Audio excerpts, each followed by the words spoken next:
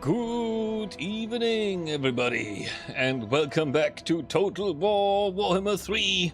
It's the Jurassic Park edition, because after long last, we're gonna play one of my absolute favorite factions in this game. Actually, the faction that made me play Total War Warhammer in the first place. We're gonna play the amazing Lizardmen. Yes, indeed! Oh yeah, Lizardmen it is. After we finished, quote unquote, our Dreadfleet campaign in exactly turn 80, we're gonna change. We're gonna play a new campaign. Of course, it's gonna be Immortal Empires. In the name of Magnus. No, not Magnus. Where are they? Oh, here they are. Yeah, and before we get started with the Lord that we're gonna play, or let's say the faction that we're gonna play, we have a little, I'm gonna give you a little overview of the faction in general. Normally I don't do that, at least not a very long one, but this time I'm gonna do it, just for everybody who's interested in playing Lizardmen in general. So, Lizardmen have by now a pretty nice roster, a very rounded roster with a focus on, you might already guessed it, monsters. So their monsters are some of the best in the game. They have the most monsters of all factions in the game. And they're mostly comprised of dinosaurs and fantasy dinosaurs, you could say. With their lords, they also have quite the amount of factions. They were added in Warhammer 2. They were actually one of the 3 premier factions of Warhammer 2 when it launched. So by now, they have a nice array, a nice selection of factions and lords to pick from. And they also got a little bit of an update and a little bit of a glow up with the update that also brought Camry to new heights. So we're going to see some new effects here for their normal lords and everything else. But yeah, first of all, legendary lords. The big man, the toad boss himself, Master Mundi of Hexwattle, is a very good spellcaster. You can also see his lord effects are all around spellcasting, targeting range for spells, miscast base chance for enemy spellcast, and chains of Winds of Magic increasing in strength when changing plus 20%. So he can target his spells further away. Enemy spellcasters gonna have it harder and take more damage if they do spell casting, and he has a higher chance of having more Winds of Magic in reserve. He also has a minus upkeep for the Temple Guard units in his army. One of the, of course, drawbacks here is that these are all effects that are not that good for the faction, but good for himself. So in general, you would now say he's a bad lord, but in terms of faction effects, diplomatic relations minus 20 with all non-lizard men factions. Okay, yeah, you're gonna go to war with these anyways, right? So it doesn't matter that much, but you have to track a little bit better how your diplomatic relations are evolving around you, so that you don't get in too many wars, right? Construction costs down minus 40% for Star Chamber building. That Star Chamber building is one of the later ones, mid-stage building. They are quite expensive, so it's a nice bonus. And of course, this is for all towns and all cities. Nice thing. And right costs minus 30%. You might know the right mechanic in general, and these things can cost a little bit, especially at the start. So gives him a little bit of a heads up in that department. Other than that, not many bonuses for units, so he's kind of a mid-tier faction and a little bit above mid-tier lord. Let's go over to his best buddy, Crocker. Crocker is a great dude.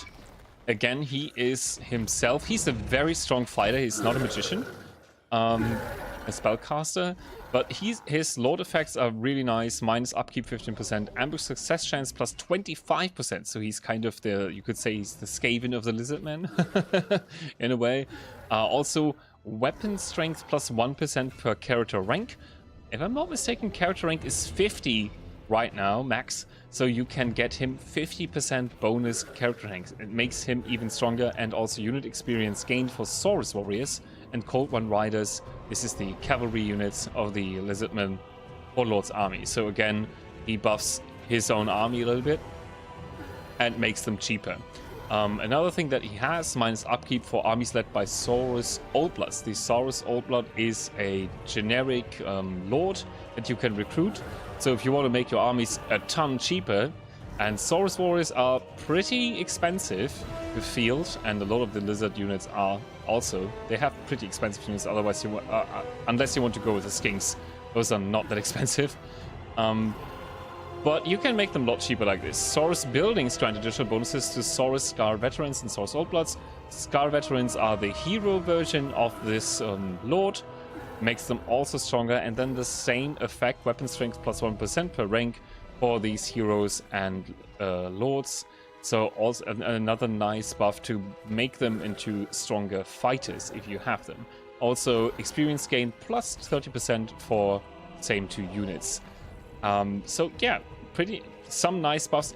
Again, his faction is a little bit higher than I would rank Master Mundi and Hexwattle, right? And his lord, he is a very strong lord, especially as soon as he gets his mount. You can see Grimlock here in the back, the big Tyranna something Saurus.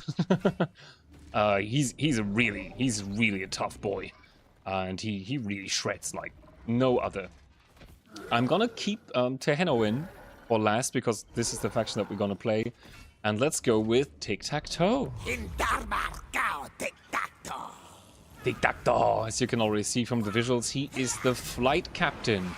And you can see his Lord's effects go with that. Upkeep for Pterodon Riders and Ripidactyl Riders and Kotels. These are the flying units of the Lizardmen. Minus 50%.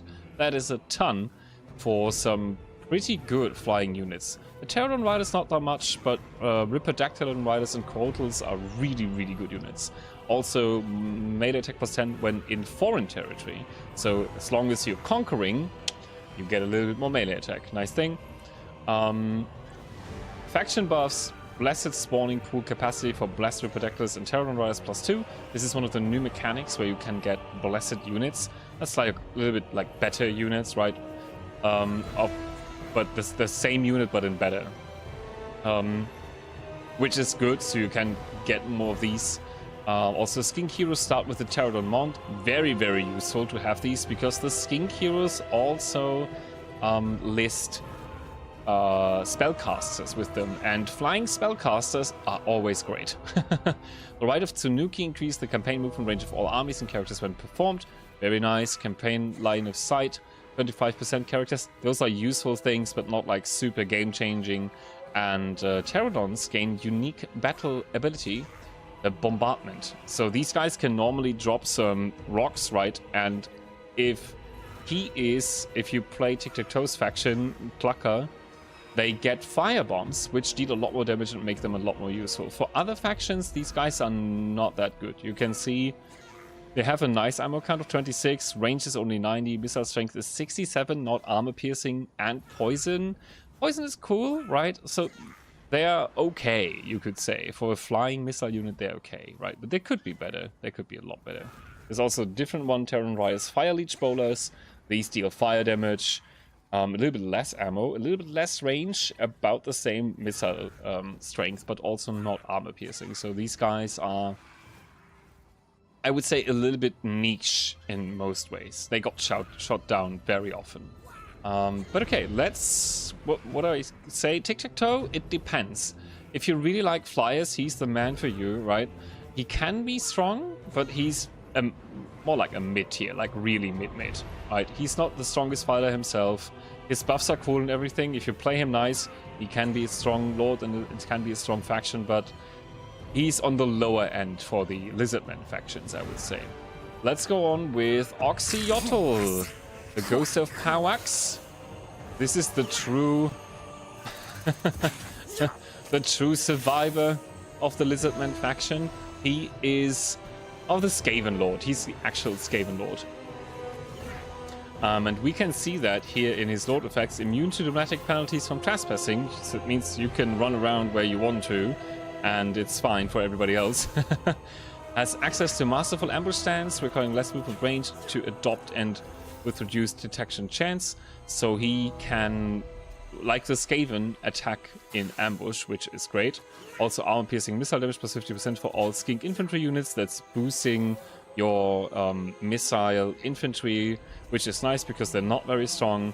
And also experience gain plus 100% when fighting against forces of chaos. He wants to fight chaos. For Lord's Army. These are all Lord's Army effects.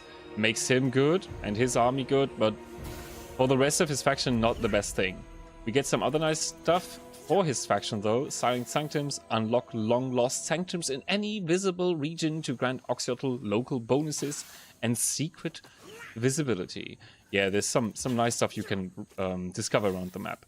Visions of the Old Ones. Receive missions to thwart chaos activity. You get extra missions and some nice rewards for that. Minus 25% upkeep for Skink and Chameleon units sounds good, but Skink and Chameleon Skink units are like the lower tier units of the Lizardmen, and it takes a lot to boost them, and you can never make them as strong as actual high tier infantry unit, except for these guys here. Chameleon Skinks are like top notch. They're really, really good. But okay, additional +1 melee attack and melee defense, and leadership per experience rank for all skink infantry units. Nice thing, but I think there's only like 15 ranks, so yeah, kind of, or 10 ranks? I think it's 10, right? It's not that much what they get. Also, additional 1 speed and missile damage. It's not going to be much, like 10% in the end. You can see that here, missile strength is 16. 10% would end up giving them 18. So it's not a big buff that you're getting there, right? So a nice faction, cool to play, a lot of fun to play. Also, he himself and his army is going to be very strong. So he ends up in the higher tier in terms of lords. His faction, I wouldn't say the strongest. Upper mid tier, maybe. Then we have maybe the weakest of the Lizardman faction and lords, which is Nakai. Nakai himself, he's a Croc-overloard, so he's pretty strong, right? And he has some nice effects like melee defense and recruitment cost down for Croc-overlords. These are nice things. And he can buff Croc-overlords quite a bit. But Croc-overlords are also a mid-tier unit in general. So while a lot of lords, they boost the low-tier infantry, right? He boosts the mid-tier. Oftentimes, boosting the low tier gives you a head start, right? It makes it easier to get started in the campaign, because he has a little bit of a problem with these. It's nice that he's boosting mid-tier units, right? But the problem is you only get them at the mid-tier. So that's a little bit of a letdown there, and he's not that strong. His biggest problem is he doesn't really have his own faction and territory. Like everything goes into his vassal faction. Nakai's vassals occupy the settlements conquered. More settlements controlled come with increasing rewards. Yes, you get stuff from that, and it's cool, and he's a horde. But in the end, he's one of the weaker lords, and normally he's getting crushed, like nearly always. I think we saw him trying to survive in our what was it?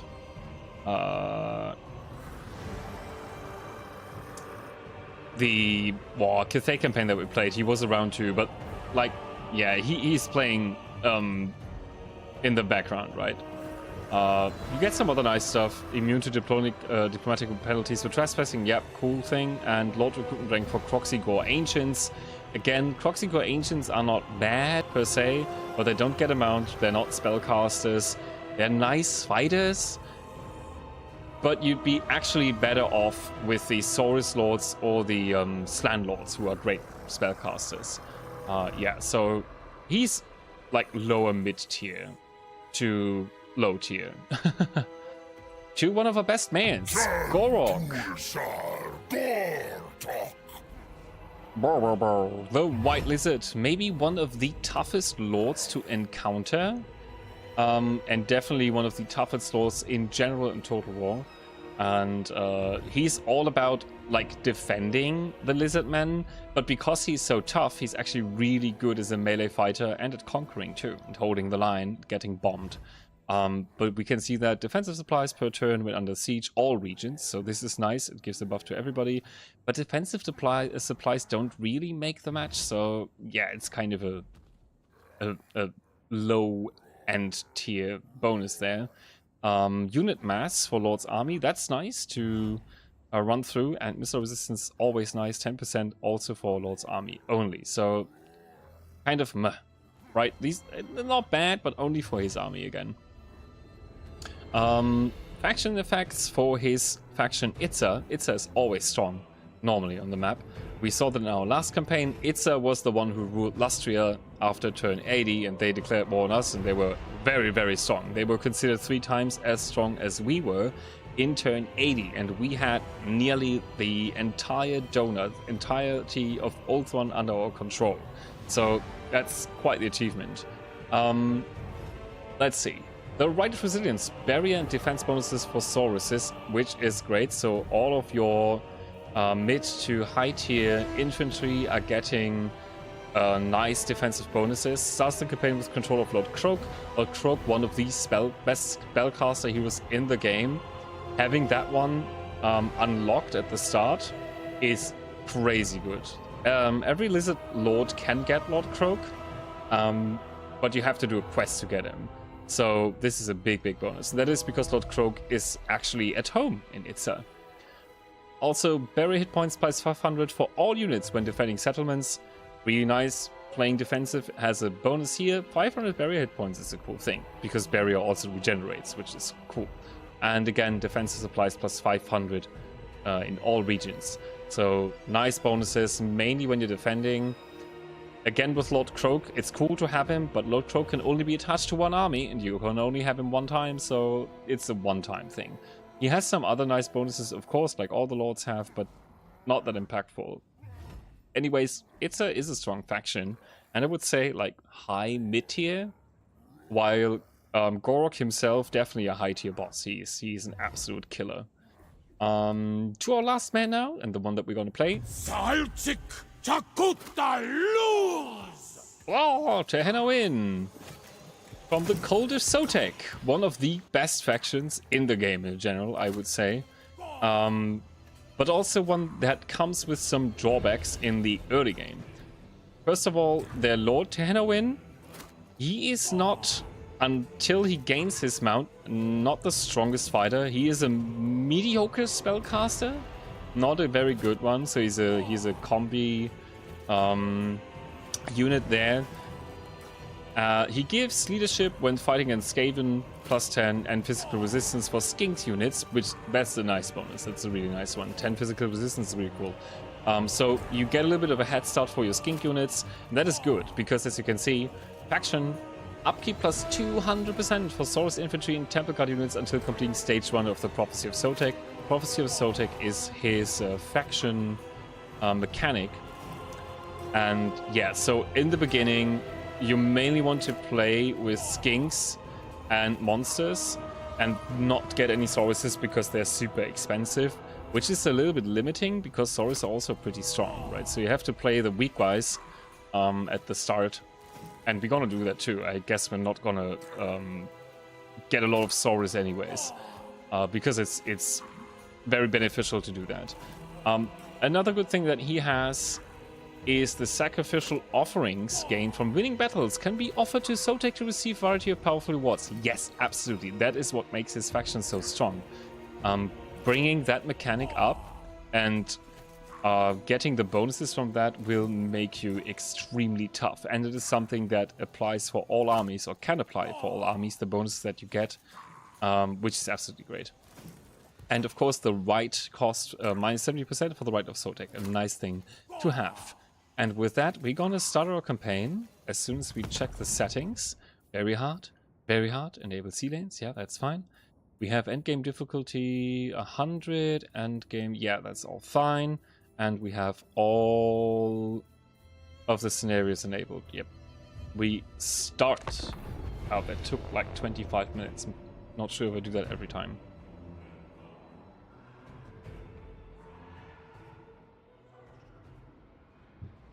But yeah, Lustria definitely one of my favorite factions in the game. I mean, it's big dinosaur people, swimming, fucking obsidian clubs, riding dinosaurs. Come on, that's a wet childhood dream, isn't it?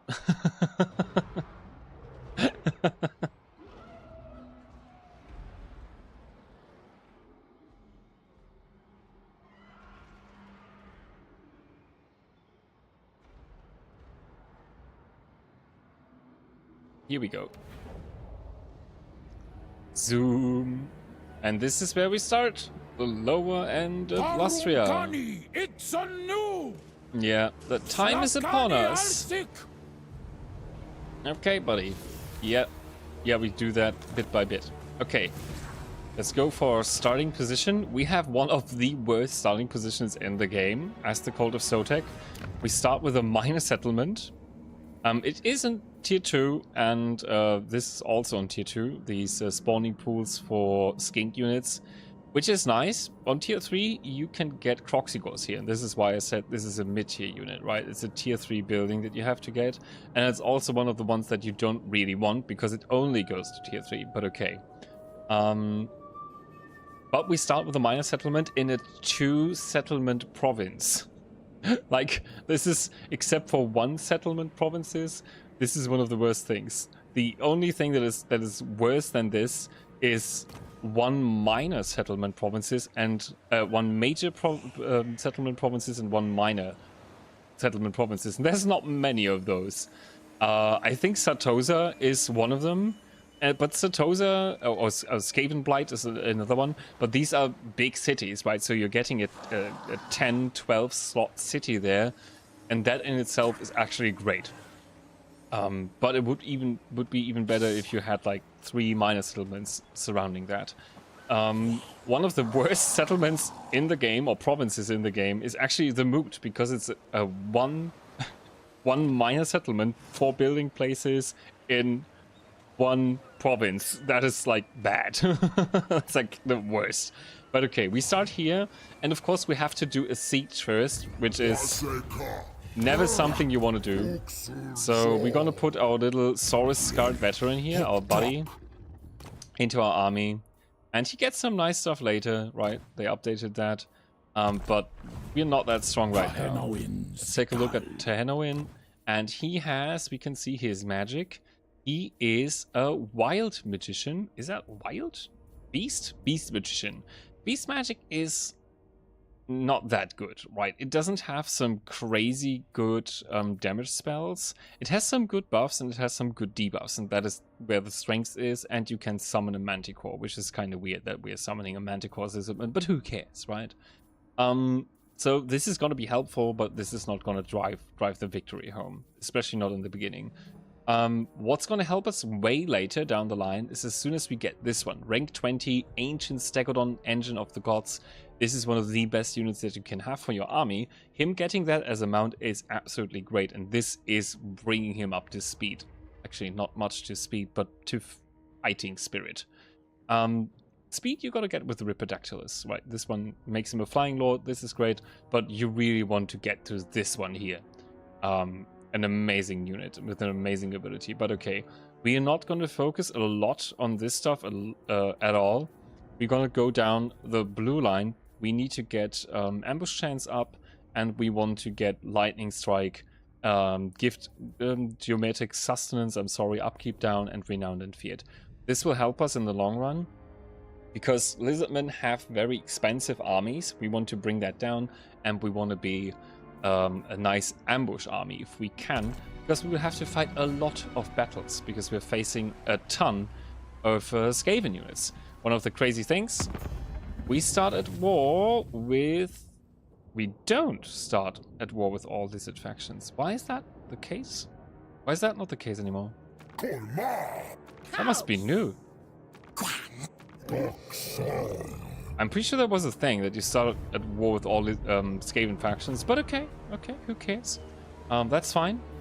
We're not gonna care a lot about these guys here. Like, we can get them if we have the time and resources, right? We're not going to care a lot about these guys here. Because Rakarth, who starts up here, if you remember our Rakarth campaign, will most likely come down here, and then he will take them down, and then he will become our problem.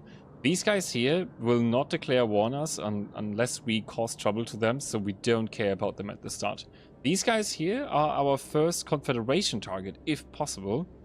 They're a minor faction, the Southern Sentinel Lizardmen. And they will be attacked by the Skaven of Lord Stroke, who is hiding in this area here at the beginning. And that gives us the chance to confederate them very early on and get some nice cities. Maybe. It depends how things go, right? And that will be our first enemy, actually, the Skaven over here. And we have to fight our way up, meet with Rockor here. And get Itza under our control. That'd be great. Oh wait, that's more like here.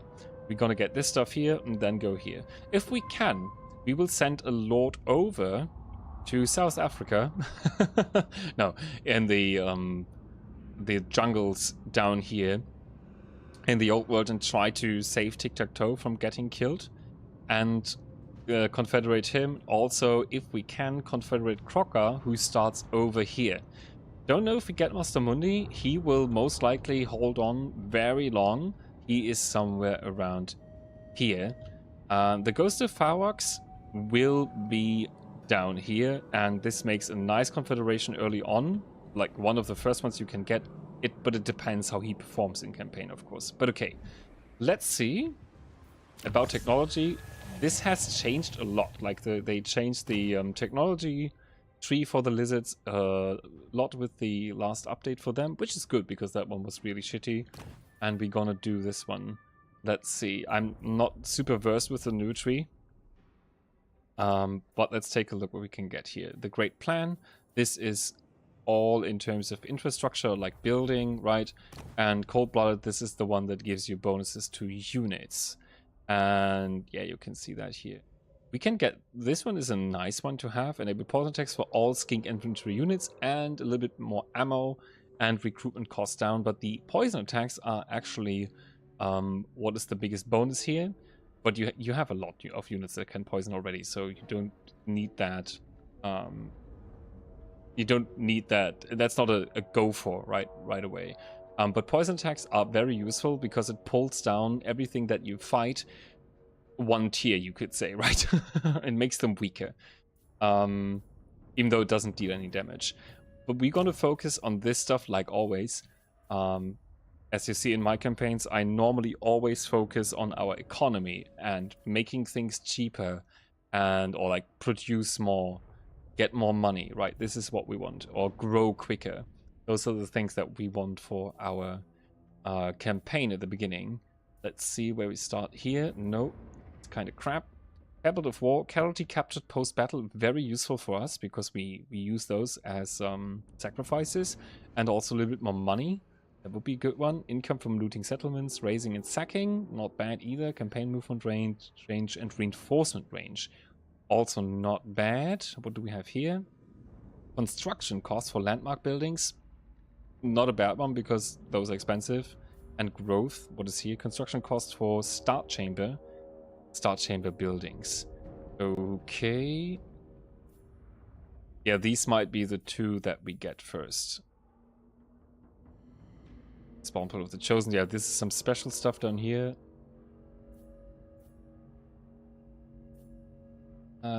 Yeah. This one is nice too. 4 turns. Lord recruitment rank? No, that will be... Like, we will recruit a lord as soon as we get that first settlement. So, this is not gonna match, right? What we need.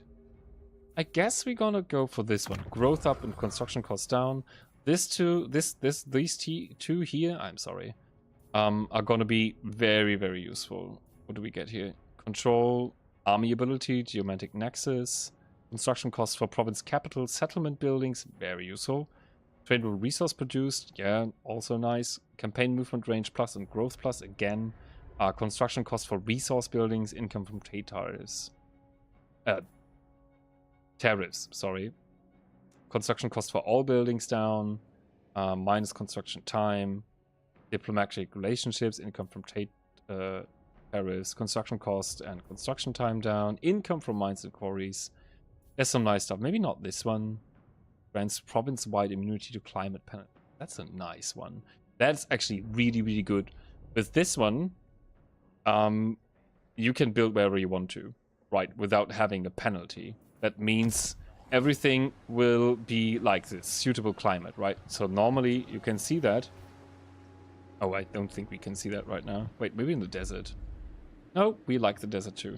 But you all might know that if you're not playing a Chaos faction, you want to settle in Chaos, the Chaos Waste or Chaos territory, right?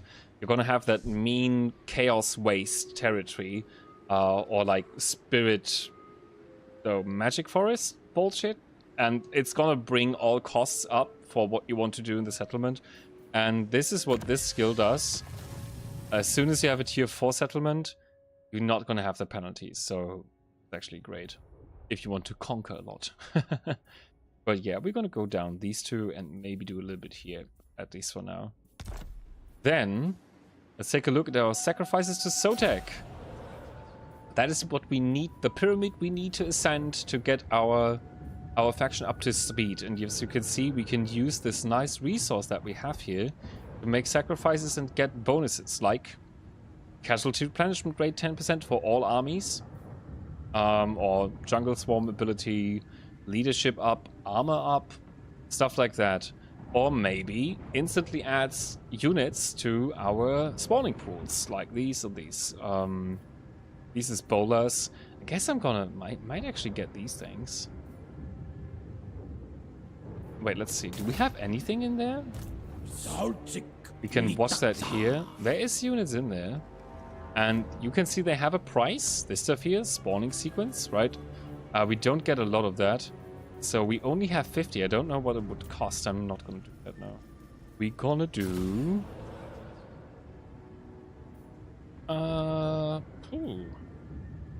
guess jungle swarm might be nice. Let's get that one. Another thing that we're going to talk about later is the geomantic web. That is a Lizardmen only thing again, but all Lizardmen factions have it. This is going to boost your economy and everything depending on the level. And you can see that here, strength 5 to strength 1, strength 1 being the lowest. You get bonuses to your commandments if you have it on a high tier, right? That's going to help you. We're going to take a look into that later. Let's check our units. So we have a ton of red-crested skinks and a few more ranged skinks here. We have a Bastillodon with an Arc of Sotek, which is a melee mechanic, 1 platoon of Proxygores, and 2 packs of Salamanders. So we get some nice ranged units, but not for sieges. This is, like always, gonna be a little bit interesting. Oh wait, let's put that away. Okay. This is the siege that we start. We have siege breaker units, so we're good at that. And we're fighting quite the amount of Skaven units, and we have to fight this one. And we have to breach the walls and gates. But this is, yeah, it's gonna be annoying.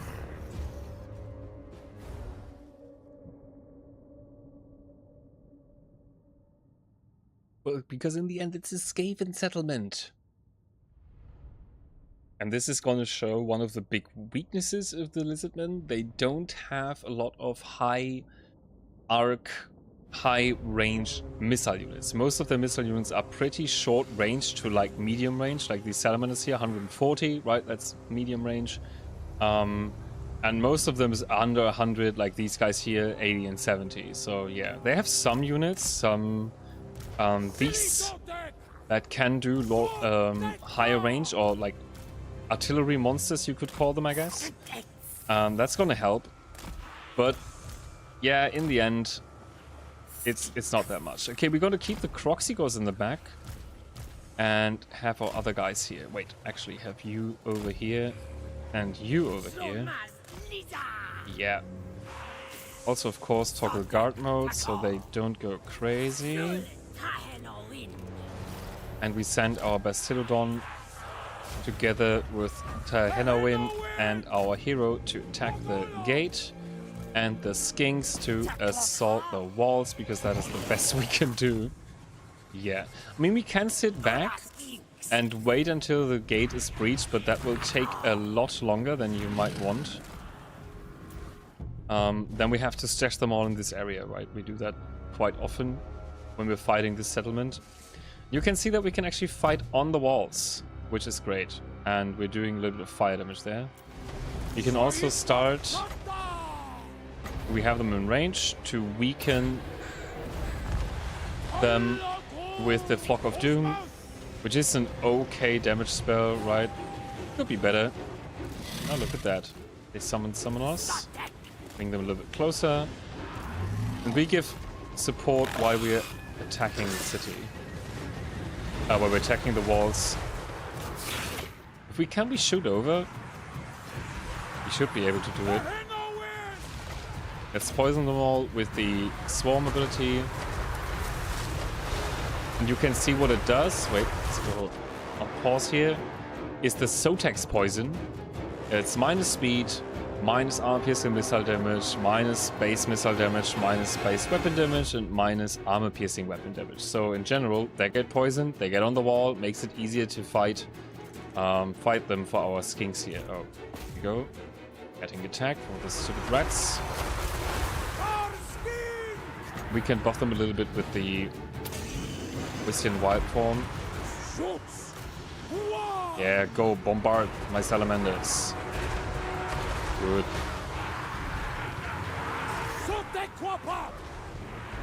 This is gonna help too. A bit more AoE damage.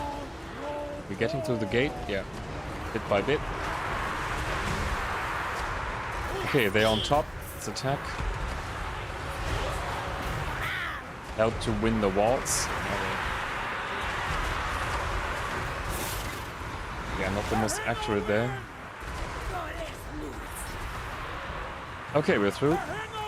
Go. And we're gonna use this again. The same ability. It deals a little bit of damage too. But, like, this is not gonna win the war. The ability. But the Basilodon will. Okay. Oh. Yeah. Okay, we're winning on the walls. Good. Let's try and get our salamanders in. Okay, you go after them. Basilodon, go after them too.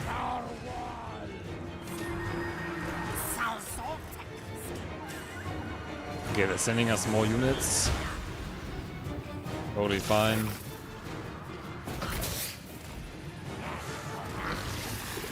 You go this way. Okay, we won the wall too.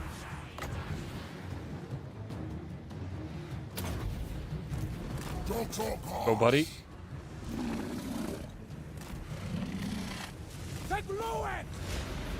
The Basilodon can go for himself.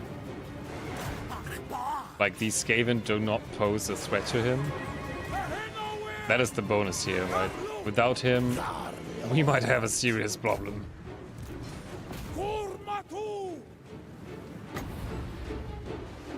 Okay. Another Flock of Doom. What are you doing?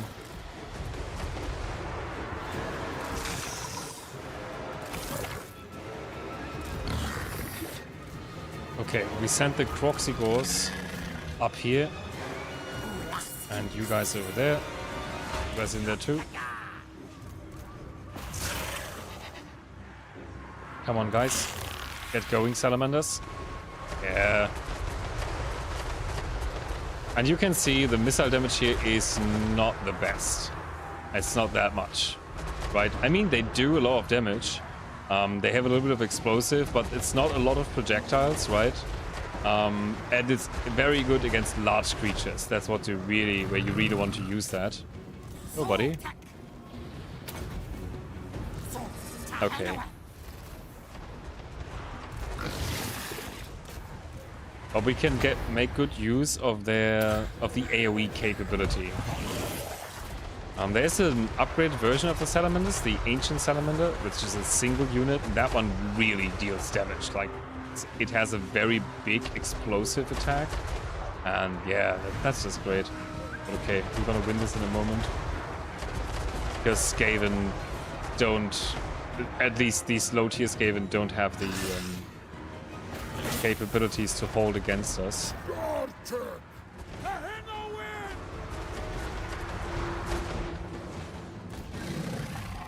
Okay, we won on this side. They're broken. Okay, nice. It's over. We didn't take too much damage, so it's fine. And that is because we assaulted them, like, as much as we could right from the start. You can actually see, even though they and are not that many units, they don't have the best range, they still deal very good damage, like overall, right? Especially against units like these. They nearly made 300 kills here, so that's actually pretty good. A good start. I'd rather pick Salamanders with their low range than like any mortar unit.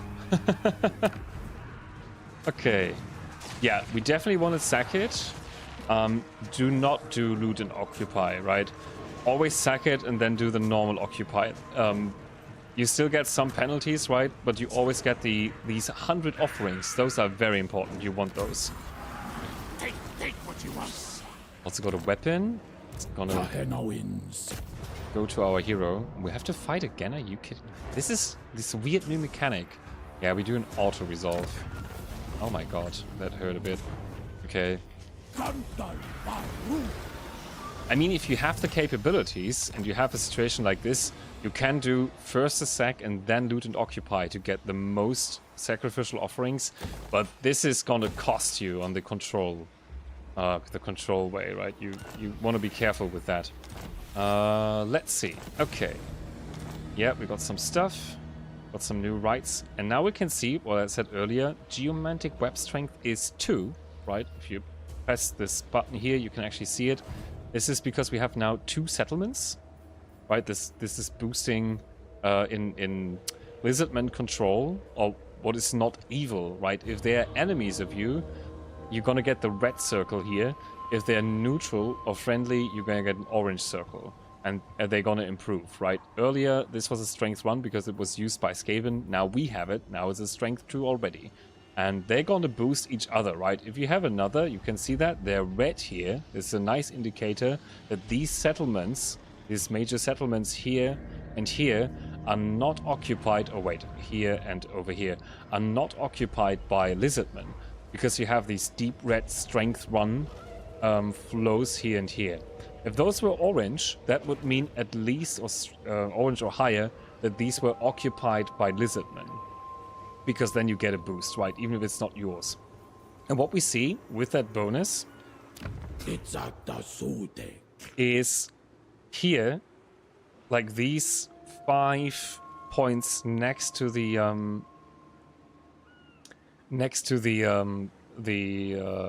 commandment, that shows that it is improved, right? You get a little bit more out of it. It's not like a massive bonus, but it stacks up in the end. As soon as if you have a nice big kingdom, right, and you have a lot of these stacking up, especially if you have like well-centered settlements where you get boosted from all sides, it's gonna pay out in the long run. So yeah, keep an eye on this geomantic web. You don't want to conquer one long line. That's not helpful. You want to go, especially with the Cult of Sotek, in here, this heartland of Lustria. Get the cities here and here. This is what you want. Because there you get a big boost in the end. Well, let's see. Recruitment costs down is not bad. No, we're gonna get income from buildings. Yeah. And this is another thing. Harbors are good, or ports are good in the late game. In the early stages of the game, they block you a building spot for growth, right? We really would love to build growth here. We have to do it here now. But yeah, ports are cool because they give you money and growth, but in the early game, it's better to have a just a growth building, so you get just the next slot going. Right, but okay. It is how it is. Did I get that much here? Can we get... We can get this one. Casualty replenishment rate up, yes, for 10 turns. You can see your active effects up here as well, right? We can see that. Sacrifice of Xuhua, turns remaining 10, and Sacrifice of Kurariza, another 10 turns. And this is the negative effect that we have, stage 1. You can see the stages here and also what you need to do. Right, so own entire of 2 provinces and perform 5 rituals, right, in these categories. So we have to do these here 5 times, any of these, right? You could just do one for 100 5 times, it doesn't matter, but of course it's not really advisable to do that because you get the bonus only one. The bonuses don't stack, right? If I do this twice while one is active, I don't get more leadership. But okay, let's see. We get him, Route Marcher. Yep. And now this is one of the new mechanics that these lords, the Saurus lords and heroes, got. And this is the minor blessings, and the lords have a major blessing, right? And we get a little bit of a bonus here. We can have upkeep for Saurus infantry. This is cool, but not for us, right? What do we have? Upkeep for flying units, ambush defense chance, and democratic relations with dark elves. Okay, don't know about that one. Local control, wound time down, nah, kind of meh. What do we have here? This one's nice. This one's really, really nice. Upkeep minus 5% for nearly all of your dinosaur units, right? You can see it down there. Not the cavalry here. I think those are in the...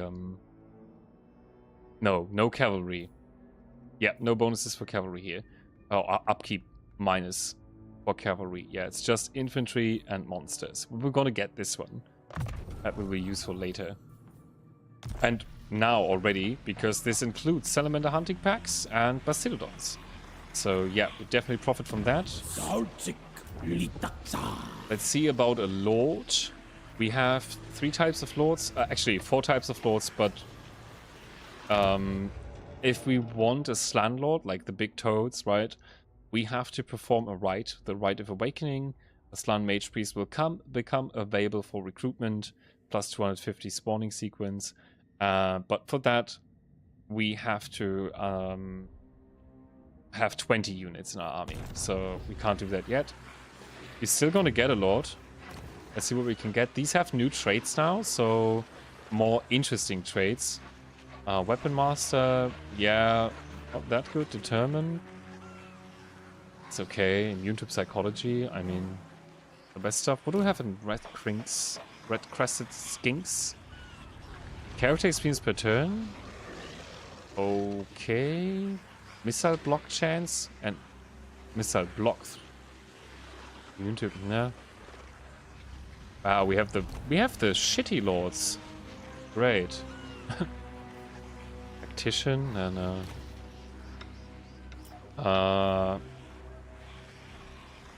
yeah. I mean, I'm not sure here, actually.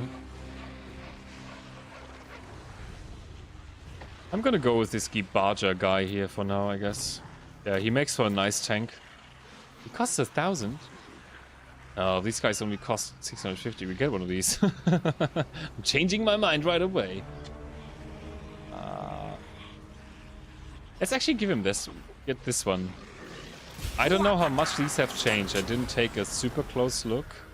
He gets an Ancient Stegodon. Not the super good one, but an Ancient Stegodon. Fine. Beast Tamer. I think these are new. Oh yeah, there's some... Oh yeah. Oh, here we go. Minus 20% upkeep for cold ones with protectors and Pterodon rider units. Yeah, that's nice. Here we go. That's good. Here we go with him for now. Little buddy. And of course, we're gonna make our army a little bit bigger. What units to take? These guys here, Skin Cohort, are super bad. They have a shield, they can beat Skaven slaves, but that's it, right? They won't beat anything else on their own, so be careful with these. Red-crested skinks, pretty much the same. They're good attackers, but I wouldn't send them in without the support of a skink cohort, right? Or poison support or anything. You can see that we took a ton of damage and casualties from these guys, so yeah, not the best. Chameleon Stalkers, more expensive, but way better. They have Stalk, they have a nice range attack, and they're still pretty good melee fighters. I think they have better melee stats than the normal skink cohort. Not as good as Red-crested skinks. We don't really need the armor-piercing missile strength at the start, so we're gonna go with 2 of these guys. That's a nice start. What can we do? Ambush success chance. Okay, this one's really cool. It is up for 15 turns, and you get an ambush success chance bonus of 50%, which is amazing, especially at the start. We want to use this, but as maybe next turn or the turn after, because now we're not on a war, right? We're not on conflict anymore. And we'll have to check first before we do anything. We have to check where we're going.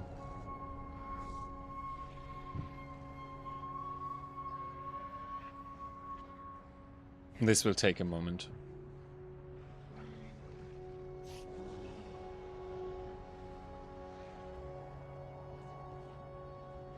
Oh, 290 factions still on the board, that's crazy. Okay. He's looking good. 30% left, that's also good. He's gonna be our bait, if possible. That's why we have him. That's why he can be inexpensive. Okay, let's see. We discovered this faction, let's take a look how many settlements they have. They still have 3, which is the amount of settlements that they always will have at the start, right? And they're fighting Clan Pestilence, which is our goal to fight as well. And we're gonna befriend these guys right away, because that's totally fine. Get the bonus. And normally what happens in this campaign is Clan Pestilence is gonna take away these settlements and have this one soloed out. And we're gonna try and ambush them on the go. But first, we're gonna recruit for 1 more turn. We're gonna recruit 2 more of these. Yeah. And we can build, we can upgrade this one. That's fine too. We only have to have 1500 left to do the right? That's what we want to do. Okay. And we end the turn here as again. Let's see if the rats move from the Sentinel of Time over there. Ah, yeah, here we go. Lord Stroke, there he is. So 2 things can happen. Either he's gonna win the siege here right away, which I don't think, or he's gonna be in the siege. As soon as he does that, we want to be on his ass and take him out. So that's what we do now. We actually go over into Stroke territory.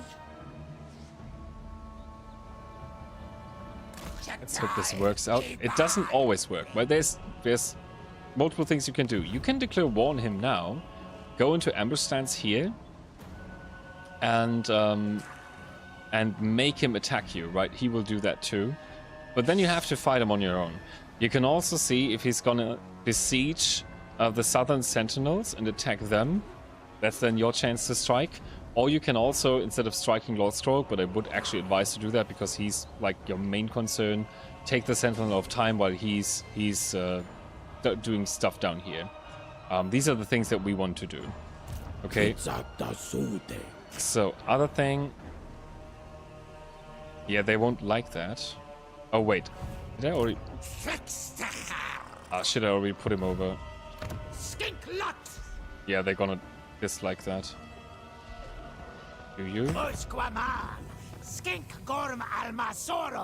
Yeah, we're still improving. That's the good part. The good thing is if they lose these settlements, they're going to be very much likely to confederate with us.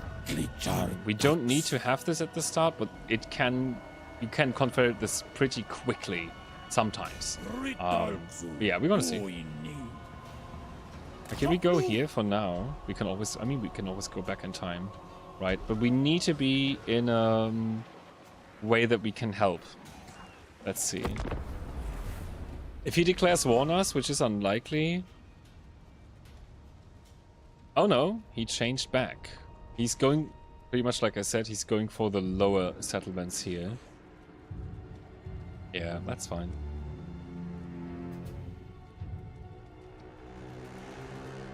But now he's over there, which is great. So he's at least one turn away from helping the Sentinels of Time, which is useful for us, but we actually want to catch him there, if we can. My eyes gone, but I see. So the Okay, they moved out. We're gonna use our buddy here a little bit as a scout. Quatok. Send him forward. Okay. Gamar. We're gonna try something. And what you can do is do a save.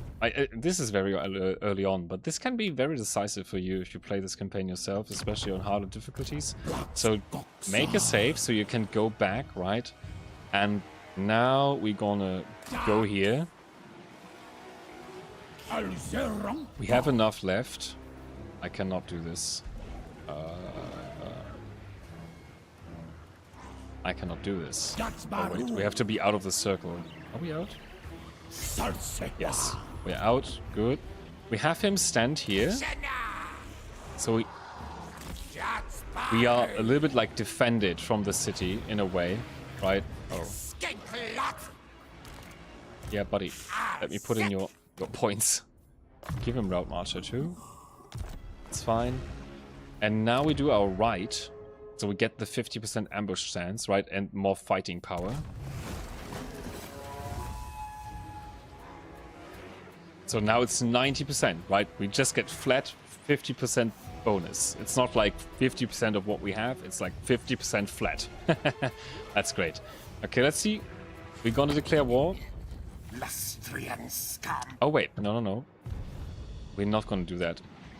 Let's see. If we give them, we make a deal out of this, join war against Clan Pestilence. Oh, we can get a ton out of that.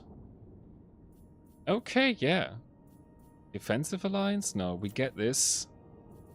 Trade agreement? We don't really need the trade agreement at this point. We're going to take the military access. That's more useful. Yeah. And money? That's not much money. No, we don't get this one. Okay. Because this is more useful for us. Right. Here we go. And now we end the turn. Hope the best. Let's see what happens. Can we trap him? Lord asshole? What's he gonna do? Oh yeah. Pretty much. So what he saw is... He saw, oh yeah, it's this dude and he has the garrison, right? Oh, I can beat the garrison, he thinks. So he comes over to kill Tenfi. And that's where Tenohin is sitting in the corner, rubbing his scaly paws together and going like, ooh, I gotcha, dirty little rat. I gotcha. But okay, before we fight this ambush, I'm gonna go on the first break because it's time. And then we do this. So see you in just a moment, and then we continue.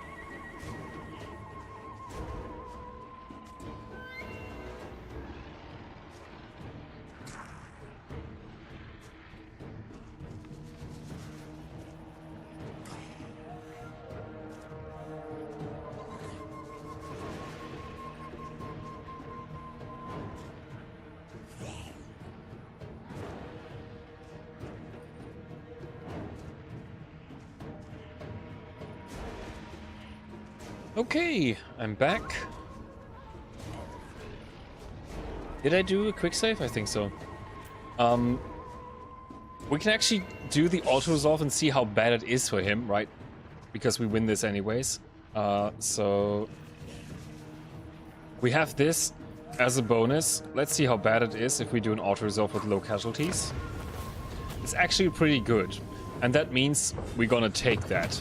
I'm actually not gonna fight that if I don't have to. We get the replenishment and the offerings. Yep. Best thing that can happen to us.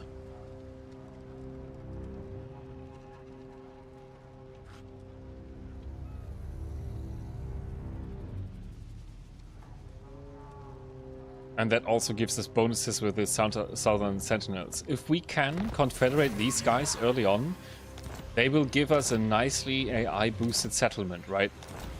It can happen, depending on what you do, that this settlement gets sacked by the Skaven, and then they're gonna lose some ranks. But depending on what you get from them, it could be a tier 3, it could also be a tier 4 settlement.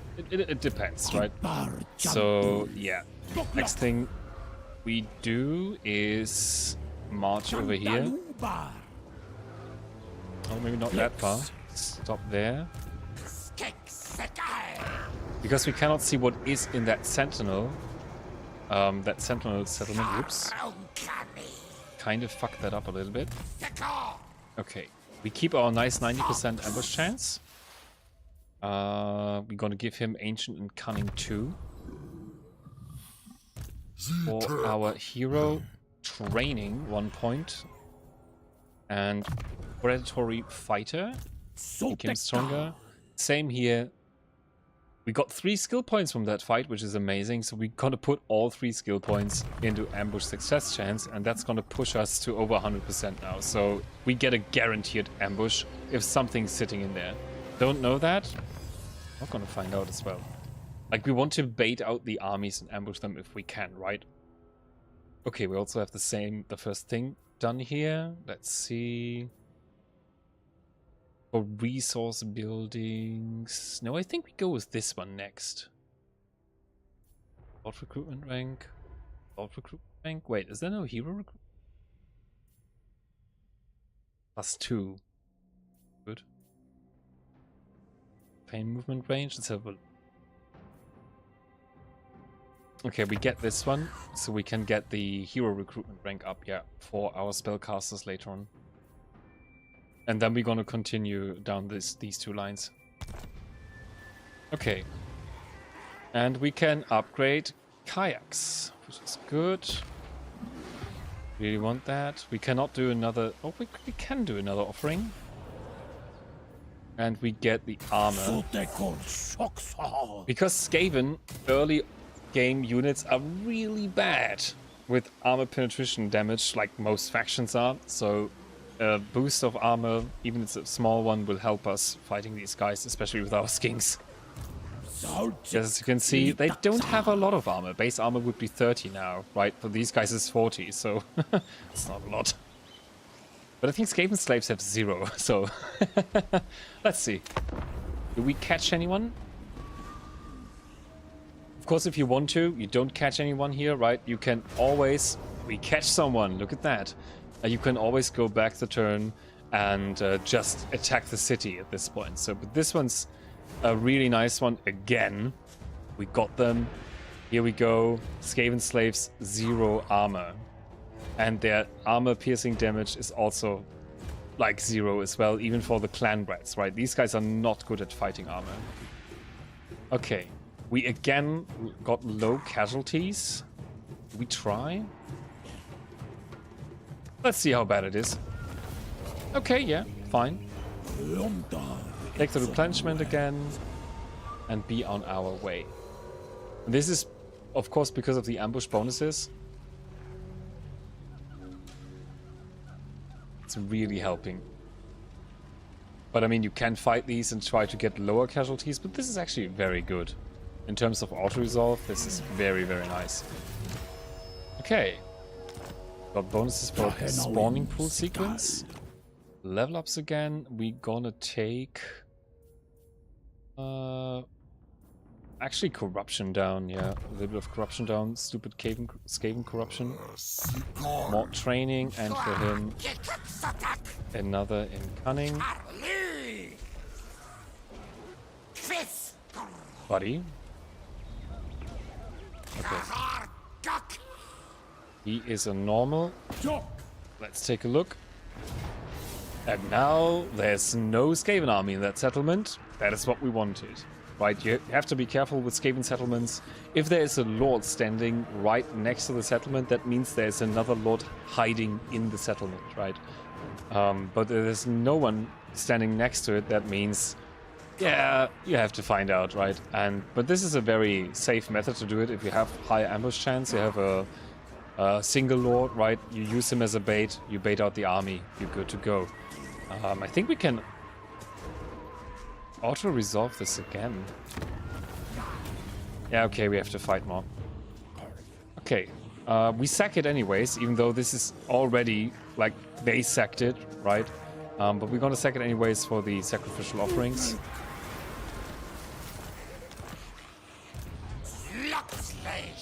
And now he can take the city. And that is gonna be our first big settlement that we take, Oxial. We want to be able to be in ambush stance here.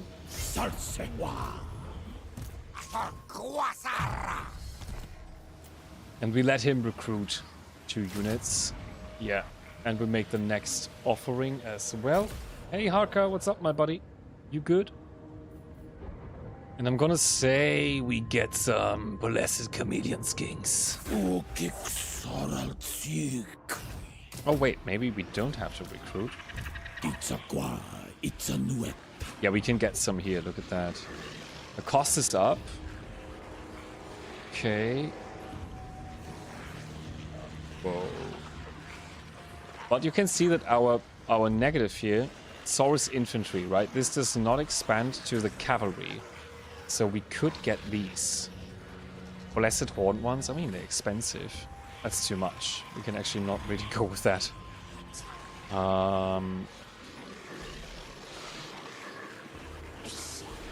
That would be useful. Well, I am. You found yourself a job for 2 weeks. I mean, hey, that's the start, buddy. That's the start. A job for 2 weeks. Better than nothing, right? Now, we're not going to go with the riders. They're too expensive. Let's get these guys and one of these guys, I guess. Oh, we could get the Croxigors. Oh my god, we have a lot of stuff, actually. Look at that.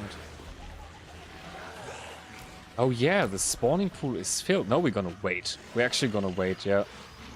And then get something that's really worth it. 250. Oh yeah. Ancient Stegodon. Oh, we're going to get this. Wait. Oh no, it's not the Machine of the Gods one. The Ancient Salamander, we could get that one. It's a good pick. Okay, yeah, we're just gonna wait. And of course, we'll repair the settlement. Let's see about our friends here. Yeah, that's one of the things now. That now that we saved them, they're super opposed of confederating with us. It's gonna change in time. Yeah, yeah. If the rats take more of their stuff, we can still like do this. So we're gonna be good here. Yeah, yeah. It takes a bit. We're gonna be good. They also don't consider us much stronger than them because we are also a starting faction, right? Oh, here we go again. Okay, we have to fight this one though. Yeah, it's too many. Okay. I love it. Like 100% ambush chance is so good at the start. It will be hard, but it'll be okay paid. I mean, that's a good start, right? And I guess you can always find another job. Or maybe you can get promoted. Who knows? We never know. A new job is always a new journey into the future. Some are full of shit and some are full of gold and some are full of both. So guess you're gonna find out in time. Where are these guys running? Wait, this is the end, so they're not gonna run this way. Yeah, they're gonna come from this side here. We make our... These guys are gonna attack from the back. And we gonna have everybody else, except for one platoon. Yeah. Attack from this side. Okay, and focus... Especially these two on the Lord. And I guess I sent the... You and you guys actually more into the center, yeah. It's gonna work out. Oh, wait. Is that quicker?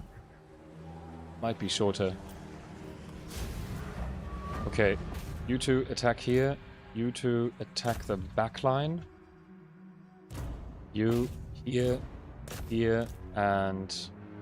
Oh, wait. Here and here. You start shooting in there too. Get you into position, and... You there, attack these guys, and attack these guys. Go.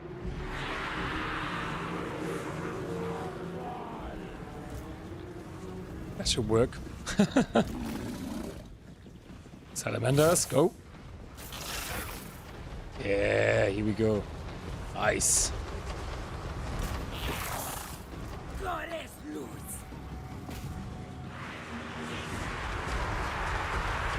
Oh. Okay, we want to go around.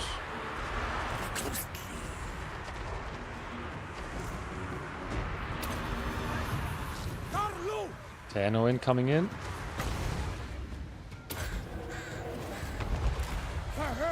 Okay, time to bait. Shoot the center. Come on. Go for the Lord, buddy. Okay, we broke them the first time.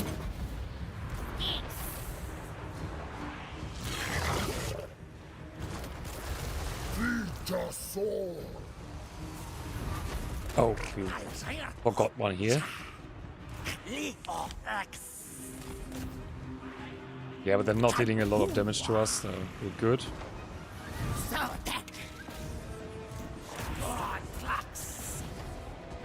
Come on. Buddy. Move your ass. Yeah. We broke them everywhere, pretty much.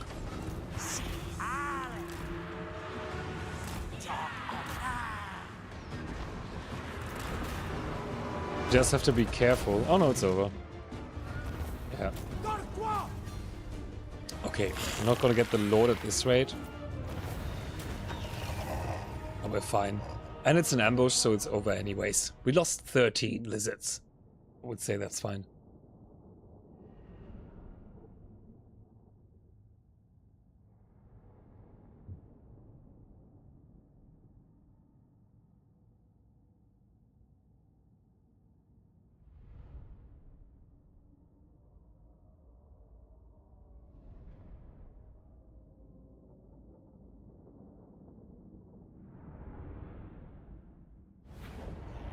The biggest problem with these Skaven at the start is if they can bring like 1, 2, 3 armies, right? That's the big problem, especially in the beginning. Okay, offerings, not that many. Okay. He's recruiting there. I guess then. Yeah, most likely there's an army stationed in Oxial. We gotta be careful there. A quest has been issued, mighty lord. Yeah. A great adventure beckons. Be Yeah. wary, though. For while the potential rewards are great, so too are the perils. Yeah, it's a nice one. Like, you can do this one pretty early on. It's not this... it's a decent Skaven force. But I wouldn't do it unless you have some better units that can actually burn through these Skaven. Okay, let's see. How close can I go? Pretty close, actually. Let's go about here. Oh yeah, he has a mount now. That's great. We go here again. We're gonna bait them out.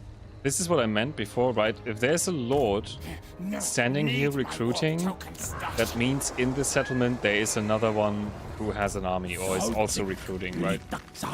One of those things is gonna be the case there.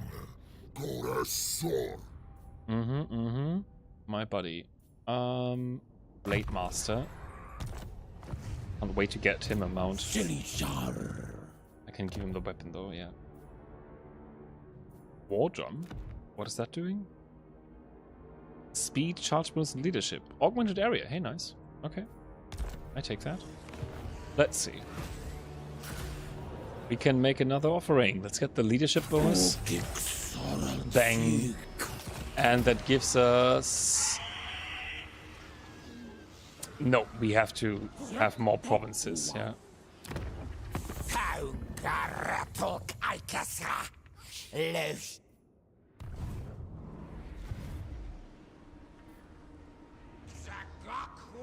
Hello, Lin Hao 2397. Rat have more army than other factions? Not necessarily. It depends. It depends mostly on the difficulty that you play on. If you play higher difficulties, they're not gonna have a lot more armies, because the other AI enemies have like more or less so cheap recruitment, right, that they can dish out a similar amount of armies than the rats can. But especially in the early game, they're gonna have a lot of armies in general. So yeah, it's still a bit of a problem. If you play against the rats on lower difficulties, where the AI doesn't have that many buffs in terms of how much they can recruit and so on, the rats will have more armies in general. Yes, that's true. Okay, but we're sitting... Yeah. Sitting pretty comfortable here. Anything we can do? Build? No. We're just gonna do this. We have to keep an eye out on these settlements. As soon as Rukaf shows up here, we have to be careful, because as soon as he makes it through these Tomb Kings, he's gonna declare war on us. Pretty much. Because he hates us.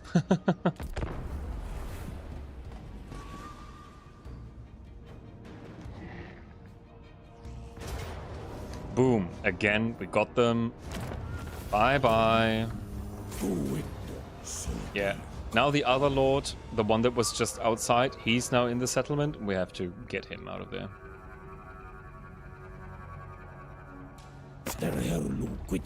Hey! Our first trading partner arrived. This is fine. We're gonna take this deal, because we will not have the time to take over these guys anytime soon. So we're not gonna have a like other pacts with them, but having this non-aggression and this trade agreement is gonna be good. Oh, look at that. He's here. Tikma NC. Yeah. Yeah, this is because we saved them, right?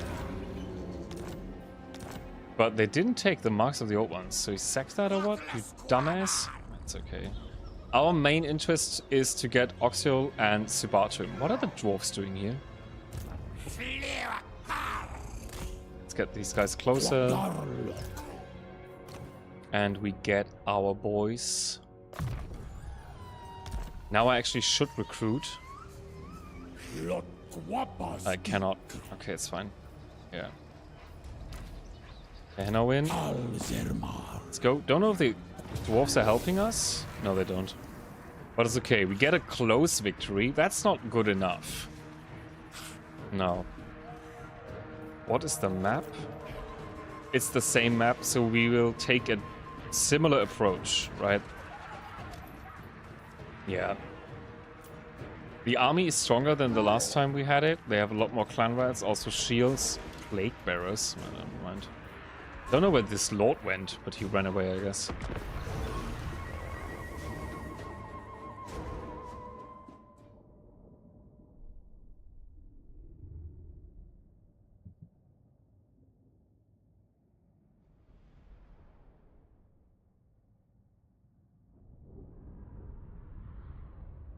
This is where our lord comes in, our little lord. Okay. Yeah, let's pull him over. Yeah. We want him to come over in over here. Okay. So this time we're going to do it the other way around. Just to show how that looks. Everybody's gonna hide. These guys can just hide in plain sight. You guys hiding here. You guys hiding this. Or maybe like this one here, one there. Yeah, that's okay. So out of line, out of sight of the tower. And we attack the gate. Break open the gate. If you had artillery, we would normally take down these towers here, so we don't have to fear them. But we should be good anyway, so... Let's go.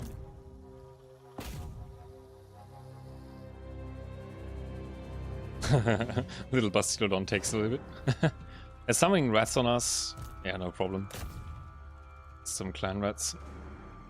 Oh no, they have both. They both have mounts. That's good. A little bit faster. Because lizardmen are not like super quick. Oh, there's spawned some here. Oh my god. Yeah, we're gonna get them.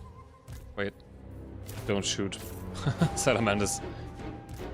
Okay, gate got destroyed. We're gonna go in there.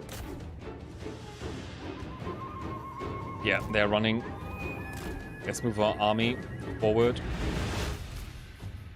Most important is now securing this position here again. So we are good to march on this side and defend on this side. Oh no, my lord is under attack. Yep. Go, buddy.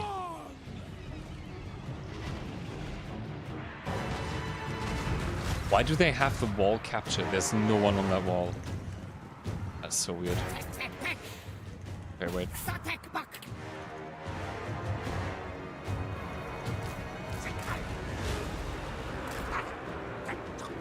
Go, guys.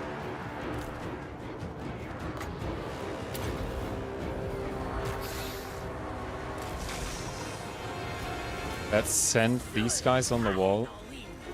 So they get a little bit of a range bonus there.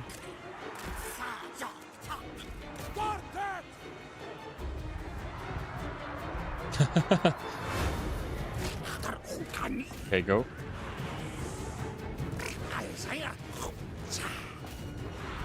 Oh no. So these guys.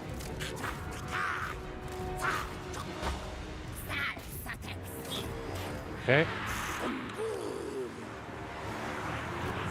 We're getting in.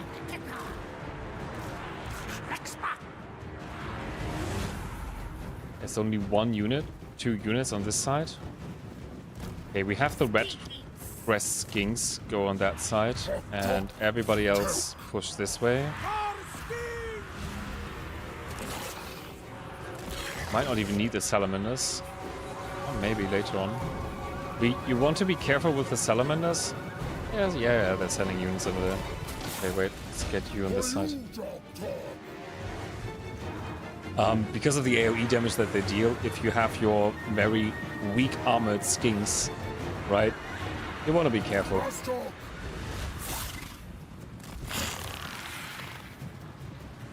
Okay, we're gonna attack that tower and send him to confront these troops.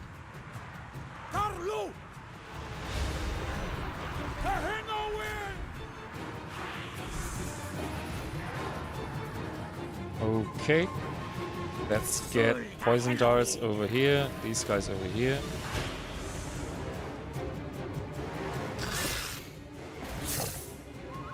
We didn't break the squad there yet. Go. Oh no, wait. This poison goes first.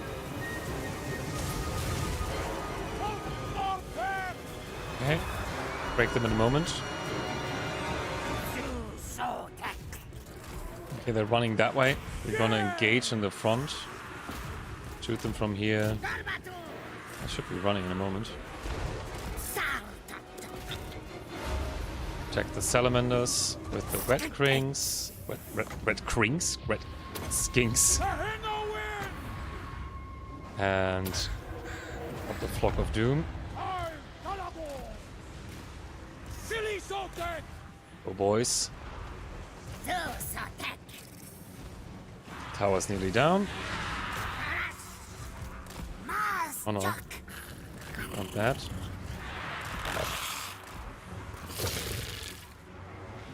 Oh, he's down. Guys a bit further up. Sal, Sotek's gig. And they're nearly broken. Ulaski. Yeah, that's the problem. Now we're hurting our own troops here a little bit. Okay, calm down. He's not looking too good over there. Sotek, Taco. Okay, push on. Taco.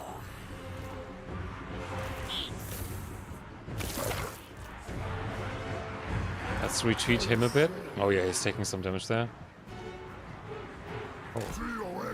Buddy, what are you doing? Sal, Tahenoid. So, Sotek. Oh yeah, he's on the mount. Yeah, he's on the mount. That's why they have it easier to hit him. I forgot. Okay, they're running.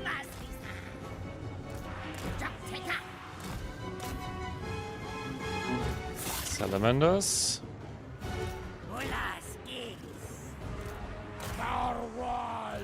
Looking good on this side. Come on. Come on. You have to move. Poison. Okay. Oh. He doesn't like that. Hey, what are you doing?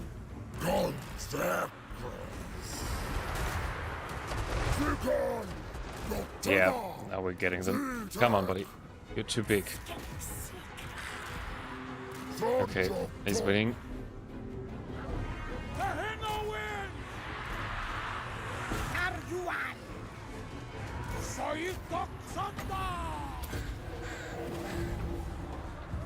Yeah, we got them. Okay, he has to retreat.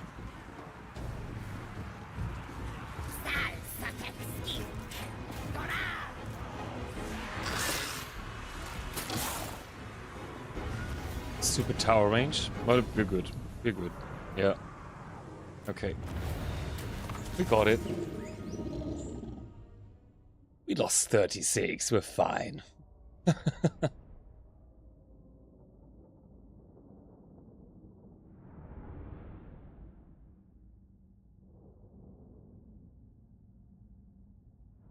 Yeah, that is of course one of the things where you have to pay attention, right? If he wasn't on the mount, he would have done much better in that pile of rats than the other way around, right?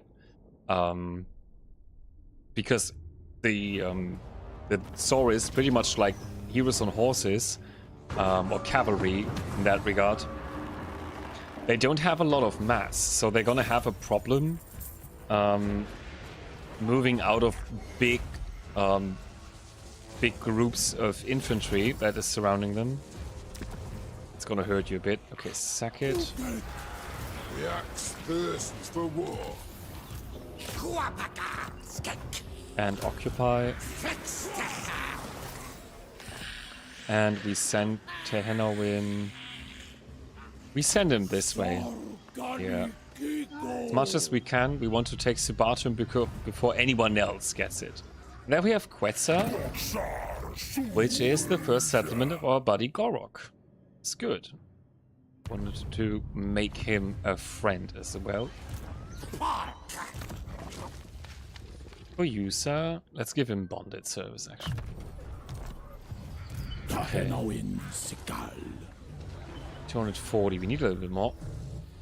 But still, I'm gonna get myself 2 more of these guys. 3. They're not expensive, so it's fine. And we get some... Oh, we get some... growth. For him... yeah, get the sustenance first.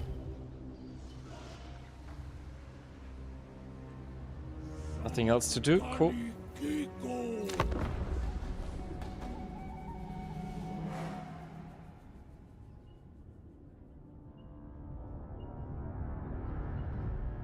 Yeah, he's sending another army.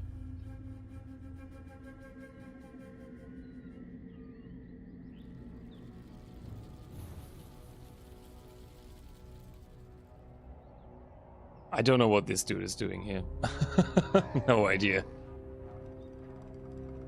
But these dwarves definitely want to get these Skaven here. Oh no, Tlaxton was destroyed, like I can.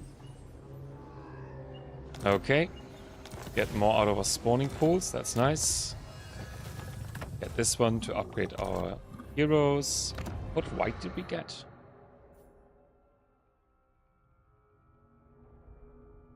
Yeah, no. Don't do that now. I actually thinking about not going with the Slun Mage Priests. I mean, they're really strong, right? So maybe we just give ourselves a handicap and don't do it. Oh no, I can't reach it.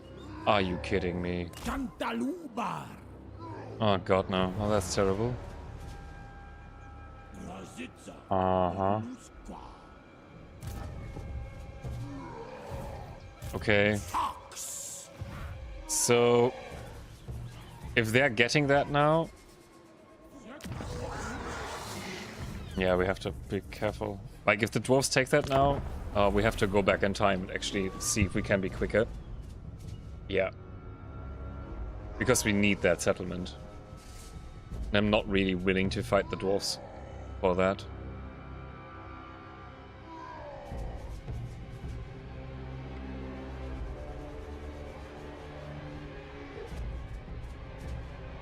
Let's see. Oh no, they moved past. Cool, that's good.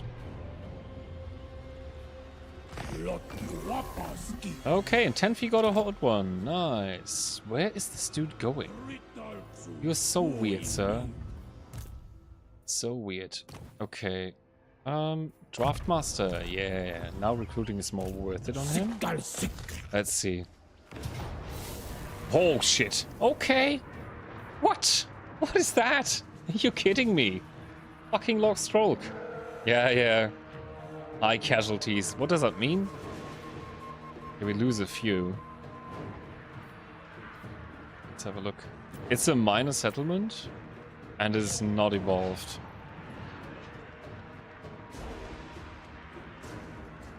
Okay, we have to be careful with the warp fire throwers and the warp grinders. Those are not gonna go easy. Also, careful with the chieftain because he's an anti-large unit. Yeah. This is gonna get interesting. Okay, did I do the quick save? Don't know. Let's see.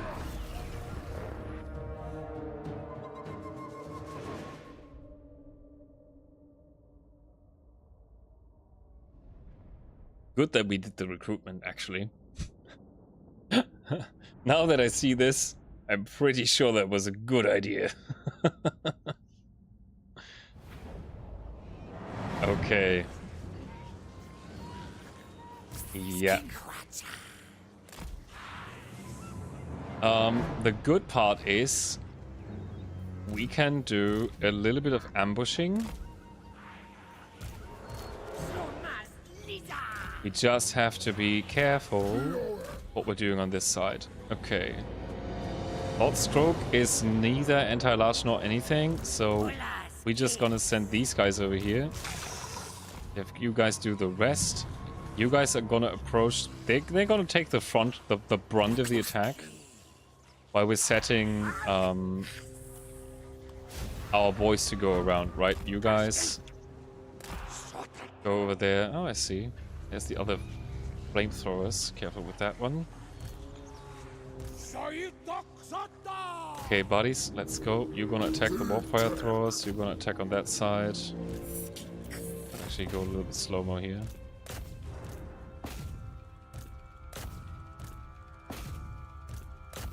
We want to be careful with the grinders. Okay.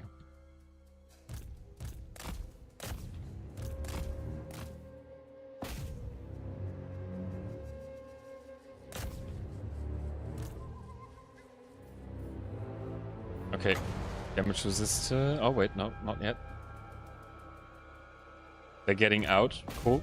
They're running.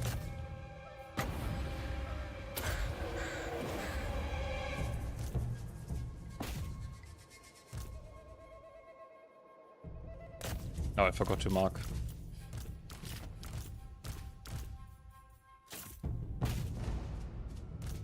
Okay.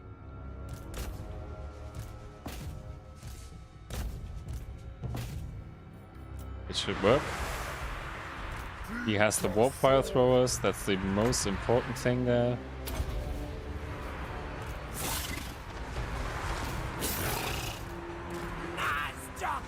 That wasn't too good. But we got the first unit there. Good.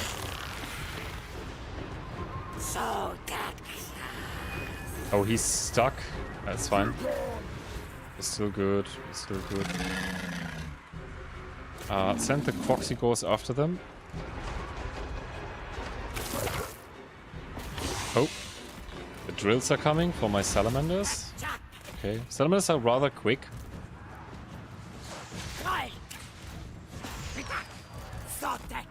Okay.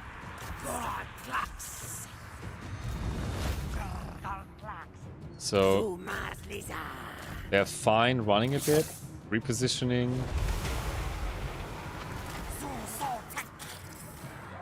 Oh shit. Our lord's not looking too good. This is where we give him the damage resistance. Wait, our hero, I'm sorry. Yeah, we have to be careful with that.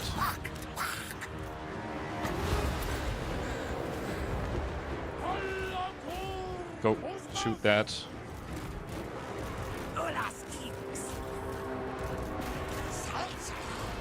You guys into this direction. Oh, whoops. No. Get a little bit back.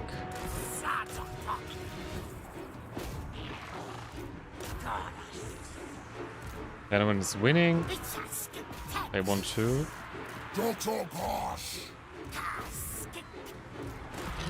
Oxy goes, go. Yeah, we're gonna get them. Yeah. Main losses are with the cohorts. Especially these guys here lost a bunch of HP, but we're looking good. Can I get this ass? Is he too quick? No, we're on the Saurus, right? I just wanted to see how he does it. Look at that. Ah, it's so cute. It's like we're giving him cuddles. Cuddles with teeth. Yeah, come on. Oh, we got him. He's dead. Aw, poor Skrolg. Poor Mr. Skrolg. I'm not that sorry. Hey, buddy. Boo lizards. How are you? Hoping you're having a nice day. I'm having a nice day. Yeah. Are you having a nice day too, Mr. Boo lizards? What's that attitude, please? But they did well. Look at that. 149 kills.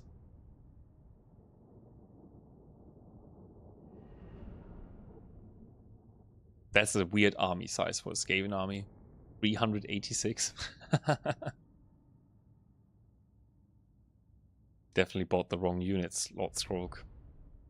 But there is your elite army, right? As soon as he could, he only got these guys. Okay, we sack it.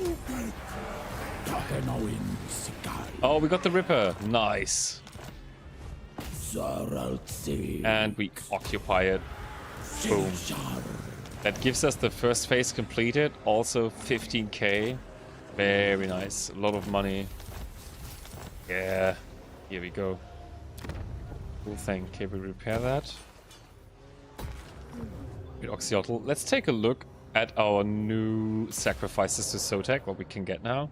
There's quite the good stuff. We can get banners. And we can get followers. And these are just not the normal banners and followers, but faction specific. And that is very, very, very good. We don't really need these guys here. They're not very important. What we really want are these banners and followers. So let's have a look. Okay, that is one of the worst ones.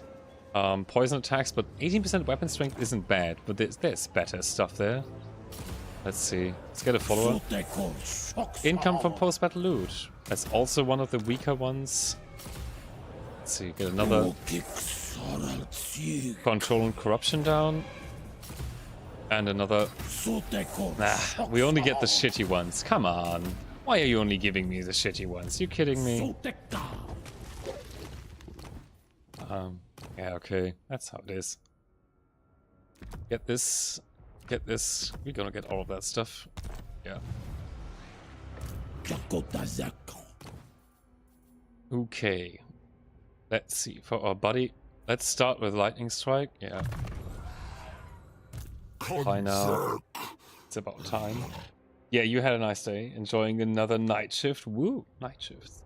And just expressing your opinion on lizards. Come on, buddy. Come on. They're not that bad. We give him thick-skinned. Oh man, he's gonna get a Carnosaur. Can't wait for that. Yeah. More buildings to get this up. Okay, but other than that, we're looking pretty good.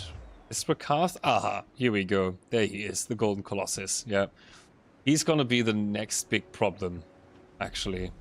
We'll have to prepare for that. Because Rakarth is just gonna go through here and get this. Right? And this is also why you don't want to go this way. I mean, you can take these, right?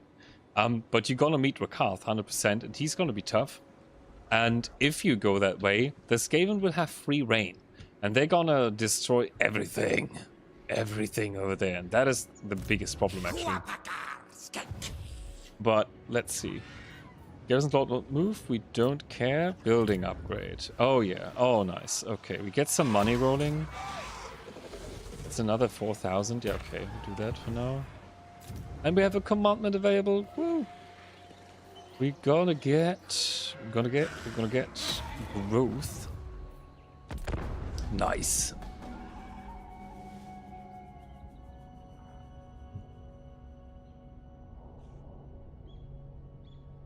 Oh yeah, we are at war with all Skaven factions. I just saw it.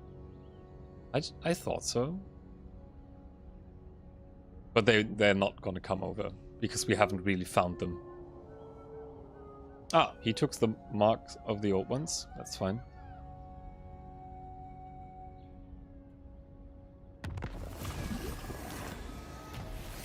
Okay. These guys should be down now, so we should be all good on this side. That means we can focus on Rakarth. Is he at war with the dwarves yet? No. And that is what we will do. Yeah. We're gonna move our buddy. I'm also gonna get rid of some of his units.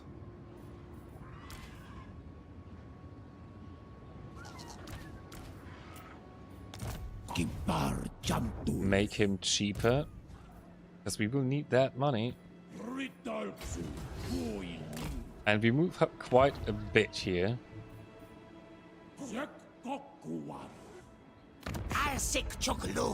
Oh, nice. Okay, we can get the Confederation. That's the best thing ever. Now they love us. Look at that. Yeah, we're gonna do that now. It will take some time until Itza is confederating with us, but before we do that, let's see if we can get any... Yes! Yes, we can get a trade agreement and a non-aggression. Thing is, you want to do that before you confederate. That's really important. As soon as you confederate the minor faction, he's gonna be, oh, you're what? You're confederating? How dare you do that? And he's not gonna like you. And then these deals here go away, and you will lose them. We don't want that, so we're gonna do this first, right? Propose offer. He's gonna take that. That makes it easier to hold him as a friend if we confederate these guys. Confederating these guys means we're getting the gold mine. Here we go. Come on. Yes. Okay. We can see. If we go here, it says Confederation penalty -40, right? That's the problem. Yeah. Oh wait, can we get the shit? Ghost of Fawax? Oh, they have some nice stuff. Oh yeah, they have some nice stuff. That's so good. Okay. We have to check their army. This is total crap. Yeah. Also the Saurus. Yeah, we have to It's level 0 as well. We just disband the whole army. Bye-bye. What about this guy? Okay, he has a mage, but it's a shitty one. We don't want that one. We put the Temple Keeper away, and let's see this loot. There's also nothing in here. Okay, we get rid of these guys here too. The whole thing, like the whole... We don't want a Lord of Beasts, right? Razordon Hunting Pack is not bad, but not what we need. So all of this is gonna go into the shitter. Gives us our money back. What does he have here? Okay, yeah. We don't need this one though. Gonna get that back. So there's multiple things we can do now. We could summon the army and get all of these amazing units. This rite will unlock after spawning blessed. What? This rite cannot be performed. This rite will unlock after a spawning blessed. Oh, we have to use at least one spawning. Yeah, okay. Wait. We can do that. No big deal. Let's get these. Wait. These guys? 200? Yeah, okay. Here we go. Now this is available. So we can do this, right? And get a full army of dinosaurs. But we're gonna be out of money. That's the biggest problem. And we get a ton of really, really good units. So what we're gonna do is we make our army a little bit cheaper without losing too many of the good stuff. And this will, the army will spawn in our capital. Our capital is, I'm pretty sure, where's our capital? It should be this one. Can I see that? It should be here. Oh wait, might be even here. Wait. Yeah, it's here. They're gonna spawn over here. This is so shitty. That is one of the things I always wished for, is that you can change your capital, right? Because it's only gonna change if you lose it. That's the other thing, right? How you're gonna change your capital. But other than that, you cannot change that. And now, our capital, the capital of our kingdom, is this minor settlement. That's so insane. It's so stupid. But yeah, that's how it is. Also, we don't need this one. They built some crap here. We've got to keep the rest of the stuff here. We also can do another one of these. We want... Man, why do we get the shitty ones? We can do another from that little quest there. We're not getting the good stuff. It's insane. It's so sad. It's so sad. We're not getting the good stuff here. But we can give him some to... Yeah, he's gonna like that. Talisman of Endurance, here you go. Okay, commandment available. Can do that as well. Let's see. Research rate, no growth. Yes. Okay, and we want a mage. Let's see. Fleet-footed, speed? No. Oh no, we're gonna wait 2 turns. Yeah. Belhamel. Yeah, we wait 2 turns so we can get one on level 3. That's what we do there. It's gonna take a little bit too. Yeah, okay, we're good. How long is our thing gonna last? 8 more turns. So we want to beat him in 8 turns if possible, like his army. That's our best chance.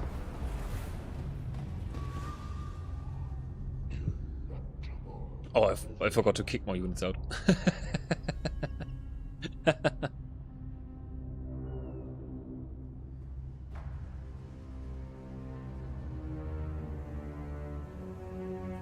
And we should check on the Ghosts of Fawax if we can make a deal with them. It's gonna help us too.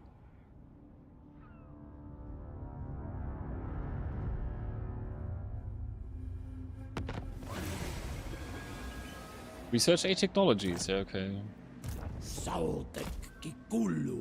Yeah, look at that. He took the next one. Next turn, he will take the next one, and after that, it's our turn. That's the thing. That's the whole thing. Like, It's only that one more turn. Okay. Can we see his army? No, not really. That's sad. Wait, let's see the Ghost of Fawax.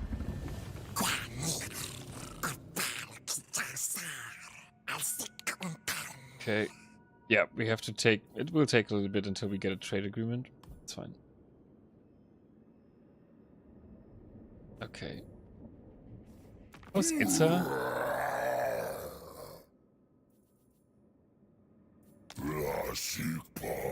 The important thing is that we're still going up.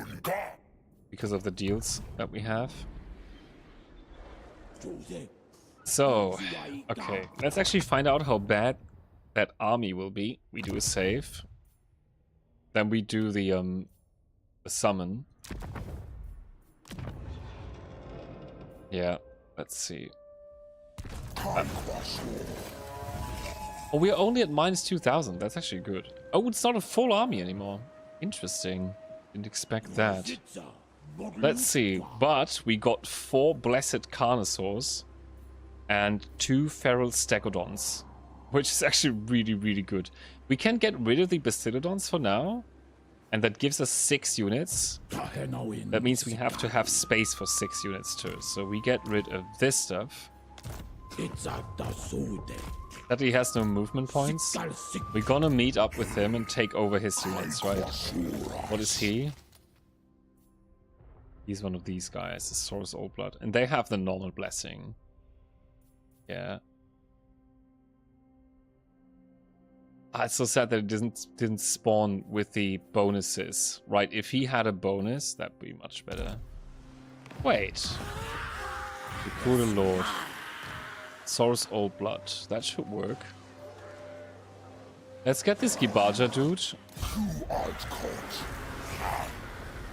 And he should be able... Oh, we can't do it. Oh, it's rank 10. Okay, no. Take him out. Bye-bye.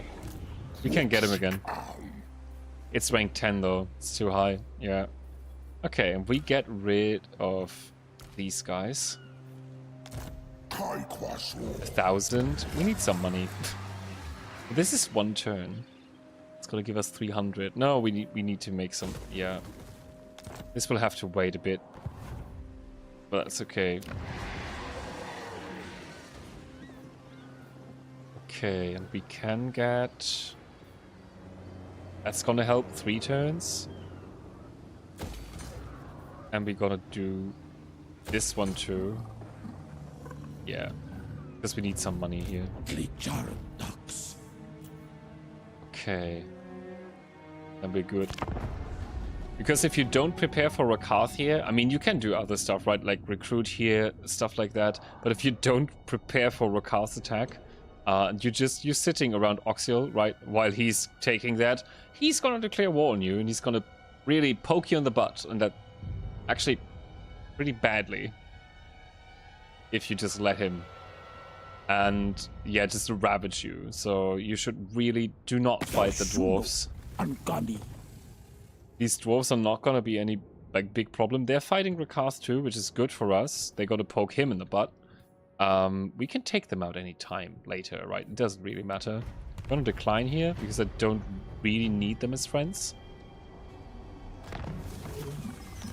But yeah, there he is. And if he's going for the dwarfs next, hey, that's fine. If not, we have a problem. But first,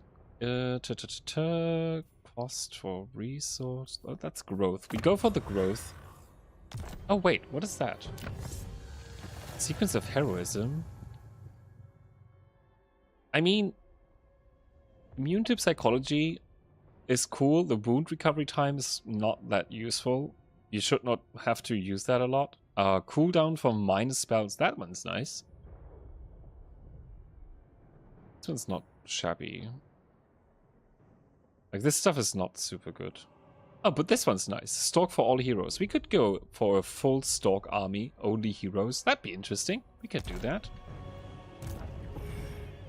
Because that will count on mounts as well. Okay, we have to move him.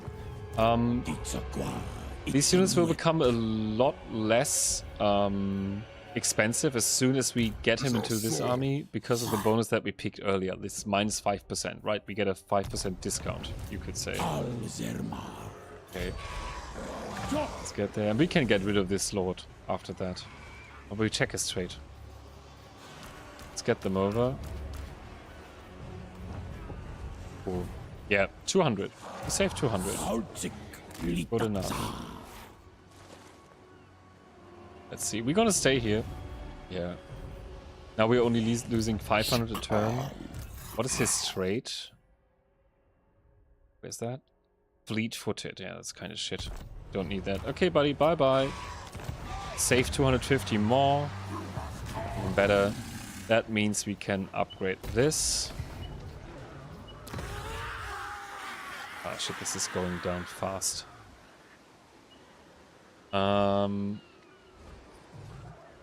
Yeah, we have to take a look at that. I might have to recruit a lord somewhere here.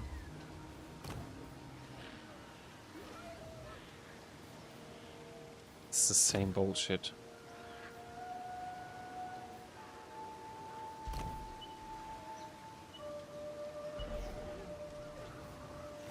What do we need for the ritual? In 4 turns. Okay. Can you show your army again for a moment? Oh yeah, I can. This is what we have at the moment. We have some skinks. We have some TNT skinks, poison skinks. It's Basilodon, the Blessed Reproductory Riders, because we had to recruit one of these units. And we were pretty lucky with the army summon there. We got 4 Carnivores and 2 Feral Stegodons, 2 Salamander hunting packs, so we're fine. A little bit... I would rather upgrade these to the Ancient Salamanders and maybe have only 2 of these and melee units instead of these, but would be good. Okay, we have another building upgrade available. Yeah, let's upgrade Subatum. Do I upgrade Subatum? Well, that's a lot of money. Wait, do we get a bonus next turn? 2 turns. 2 turns. I mean, we can always stop it, right? Let's see. Do you enjoy playing with this kind of army? What do you mean? Do you enjoy playing with this kind of army? I mean, that is an army that will bring us through, right? This is not the army that I want to build in the end, but this is the army that will bring us through the next war. That is what we need right now. Later on, we can build a bunch of different armies that are a little bit more refined, right? But this is getting what we can get. Like, this is not bad. Having these, especially these 6 here, are really useful, right, at the moment. But I prefer a different army.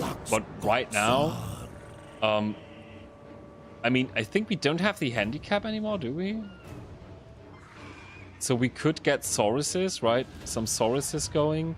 But until we have all the recruitment stuff ready and all the other things, this is going to take a while. Okay, we're still on 100%. Have him here. Let's see, wait. We move. Okay. He's sitting there with 2 armies. One is recruiting. Okay. How many turns do we have left of our ambush chance? 5. Okay, we have 5 turns. We declare war on him now. Yeah, we do it a little bit like with Lord Scrope. My beasts have more wit and honor than you, swine. He is only at war with these dwarves. Can I squeeze some money out of these dwarves?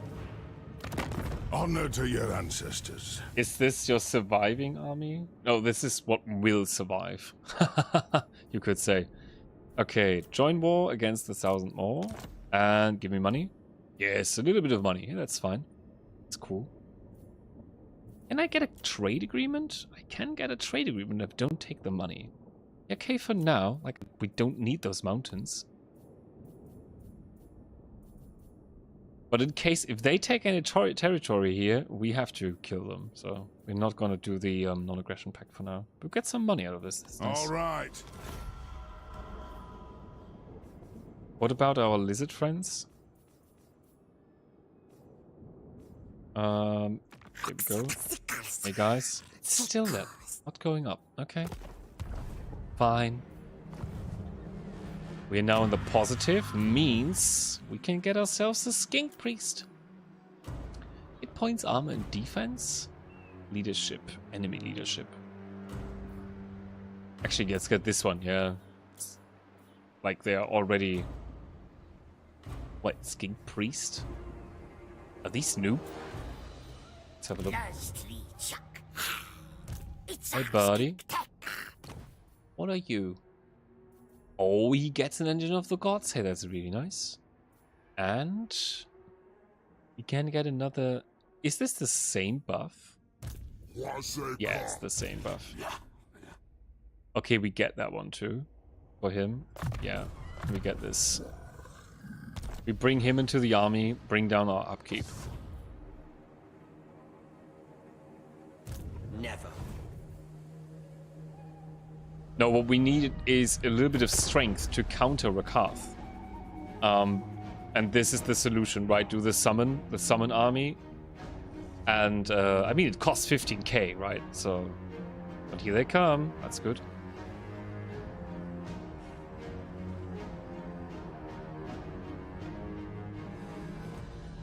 Exactly what we want here.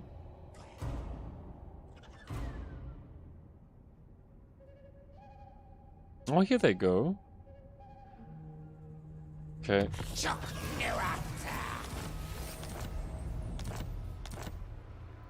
My little buddy, move your ass. Okay, let's see. Where does our territory end over there? That's actually not that good. Yeah. My little man. Don't care for that. Let's go for lightning strike. Is anyone getting level 2? No. Okay, wait. Let's move like 50%. Rakath doesn't seem to be there. So we move.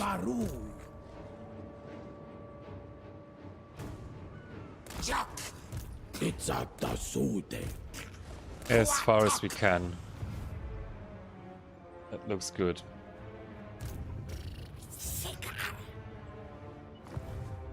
Yeah, looking nice. Okay, I will go on the next break. Let's see if we get the ambush, right? Wait, into building 2. Okay, need to get our economy rolling. Let's see. Will she run in? I mean, this is like... If this is the limit that he can recruit on this army, right? She's gonna attack. Oh yeah, and we got her. Cool thing. But I guess I might fight it. I mean, we have low casualty. This should be fine.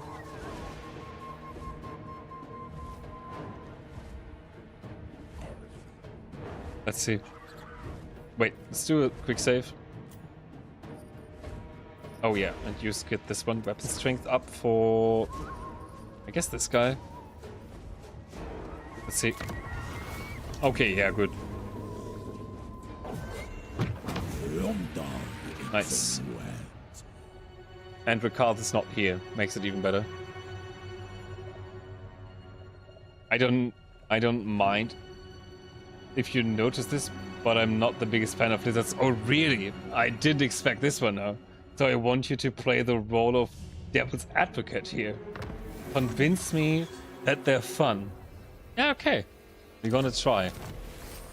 Like, I mean, right now, in this stage, we really have to get going, right? As soon as we get going, we're gonna... at least that's what I'm planning, right? I'm planning that we put together, like, different kinds of armies, have some fun with those, and really play around with that kit, right? I think that's a good idea. But we have to get to that point first. That's kind of a mid-game thing, I'd say. But okay, let me get my points down here quickly.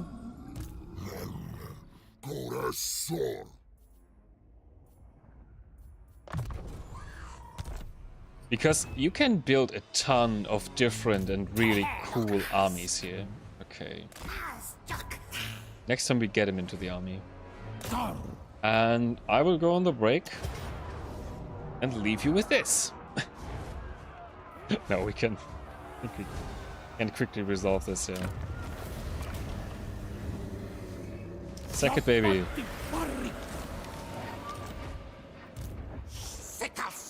No, Tenhowing, please. Tenhow. Okay. He has to go back into ambush stance right here while he takes the settlement. Occupy.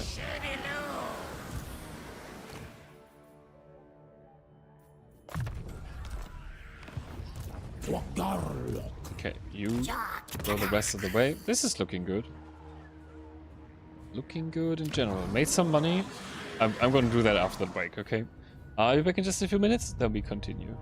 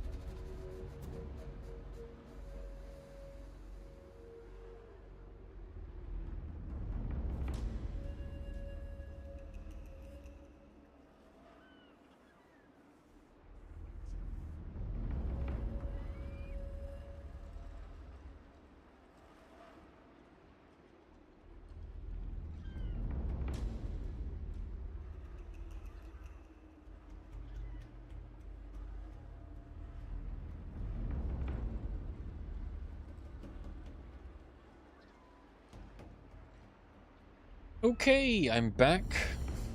Let's redo some building. Yeah, now we do our upgrade here. Oh my god, 4K. Yeah, and we take a look. Let's see. Let's try another follower. Oh, that's one. That one's nice. The Temple Architect. We want to bring that in on some like hero or lord that we just let travel around, right? We want to. We had that with the with Cathay. We had I think with the dwarves we did it too. We had a lord that had nice buffs for building, right? And we had him travel back and forth to do the things. So that is going to be this building. That's going to be less expensive with that. So yeah, that's a nice boost. Not for now. Okay, let's go. See what he's doing there in the back. I really hope that we see Rakath in the next few turns, so we can bait him into a nice trap while we have the bonus. That is also why we declared war so early, right? So they come to us, hopefully. You can sit around for a while. Oh shit, he's over there. Nah, man, that's bad. Yep. Yeah, it's gonna take this one. Okay, that means we have to hurry. Wait. I'm gonna kick this one out. Get the priest in instead. Okay, you do scouting. We can't get... Can we get to the border? He can initiate the attack. No, he can't do it either. Yeah, that might be a problem now, actually. Campaign movement range. Yeah, let's go for that. We might have to undo some building and be ready to recruit an emergency army over there. We're gonna see. That's okay, I'll give you a learning curve. I don't consider the beginning of the campaign most of the first few turns at the beginning. You're just trying to establish yourself and survive? Yeah, pretty much. Oh, there's another army, and he took it. Great. Okay, I have to be careful.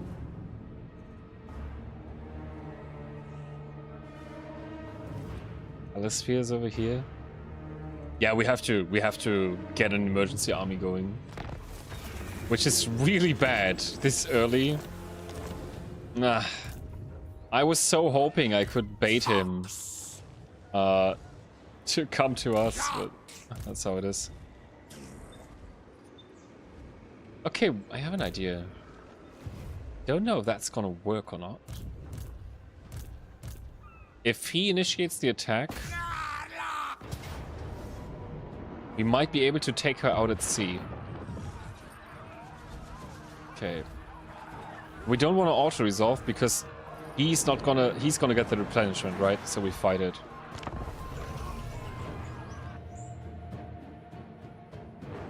But this other army from Rakath out at sea is on force march, so they can't run away. If we can catch them after we took the settlement through the harbor, through the port, we get rid of another army there.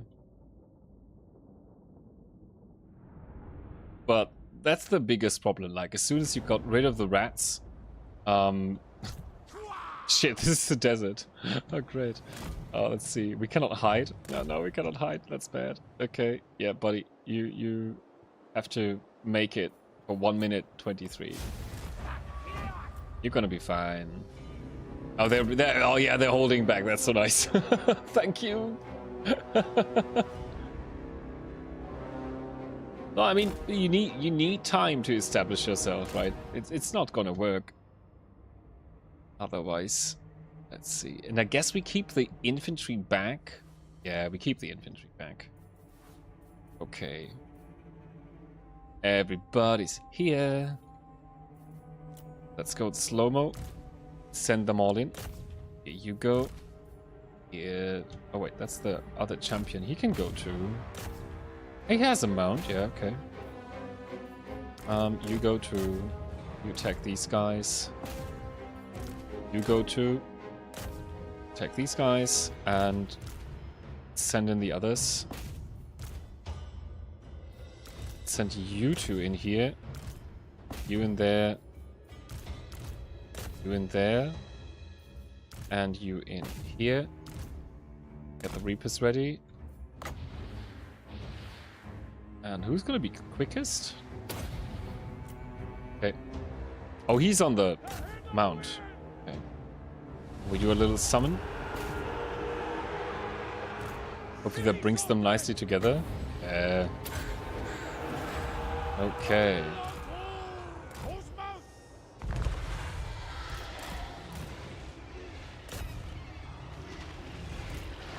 Yeah, it's gonna deal some damage. Go, buddy. Attack. Okay, careful with this Carnotaur here. Come on, Stegodons. Okay, we got them. Nice. We didn't take too much damage.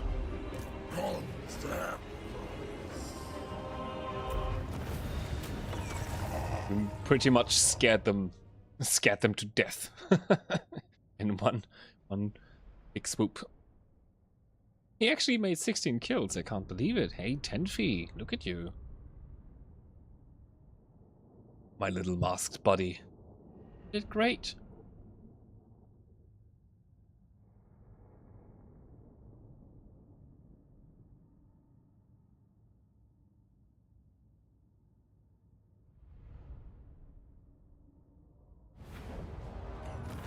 Okay.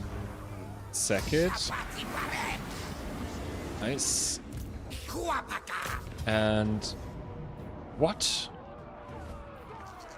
And okay, we do that again.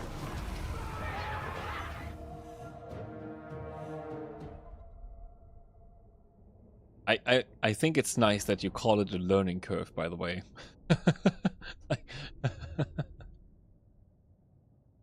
A learning curve. Cute. Okay. Go.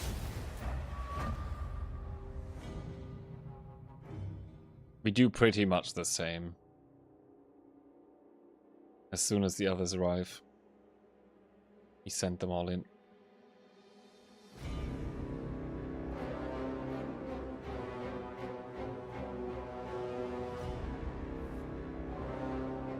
Okay.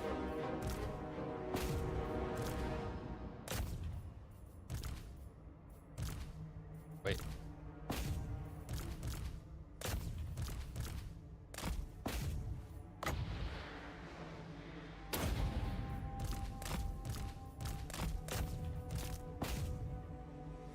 Oh shit, what the fuck was that? Oh, that's the little raptors, okay.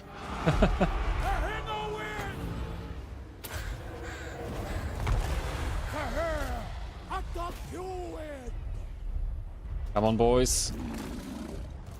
Yeah, you too. What are you doing?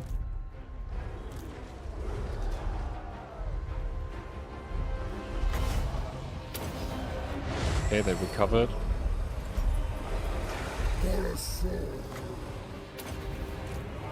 Go.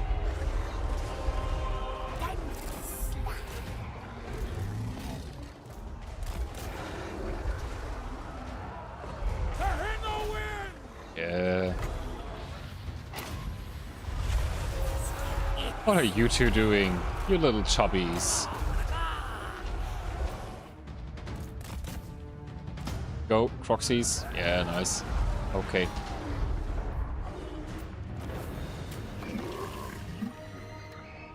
That should be it then. Oh, now he only got 4. For Tenfi. The poor little Tenfi.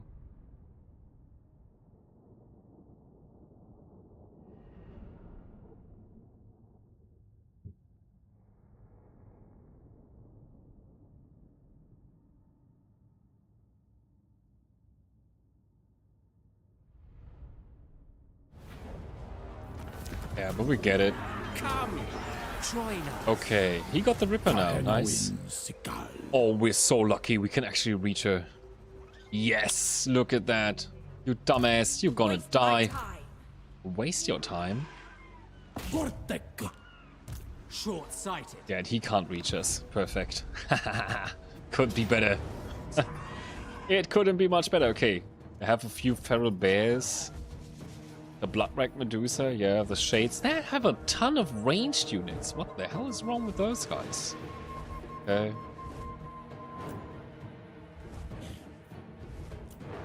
Let's see. Oh, it's this map. Yeah, fine. Let's fight. When she's on force march, so she's already at a disadvantage. We're gonna break her now.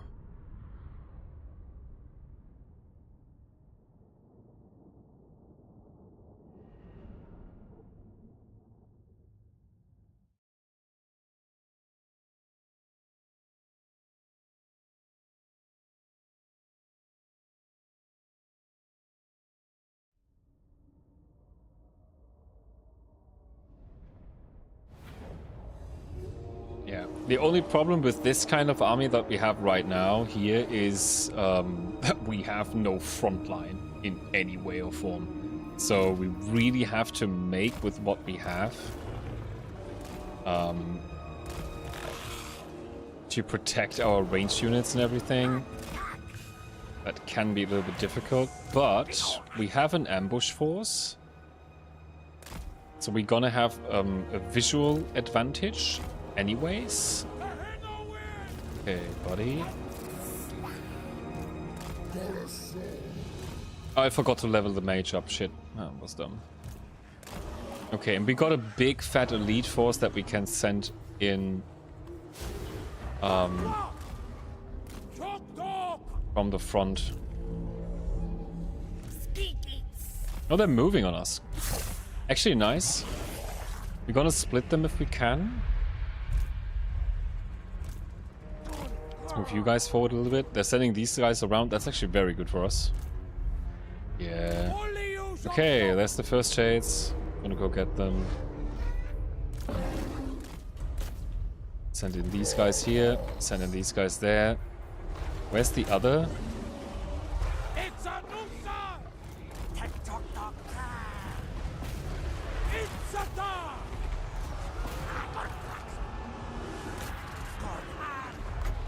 And gonna do this. Okay, calm down a bit.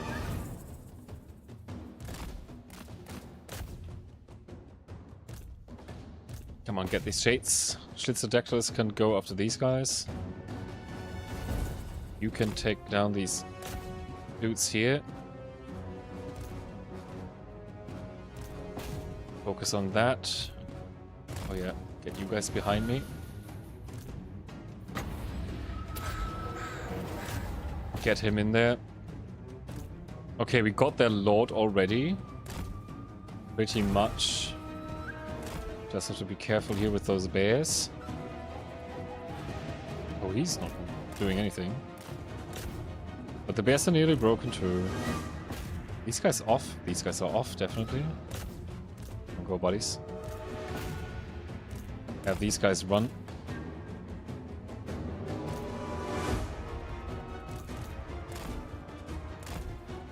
Okay, go over there. Protect our ranged units. We have to get them in position on this side. Okay, you guys fight the Medusa. Hunt down these bears. You fight that dude. Okay, he has to give himself the buff. And boost his armor.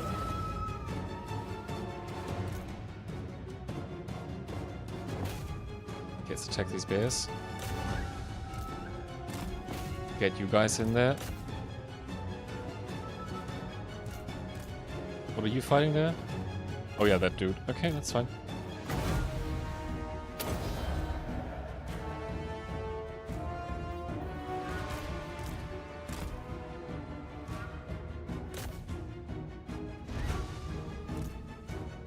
They're winning. What are you doing? Are you fighting that hero? Yeah, hero.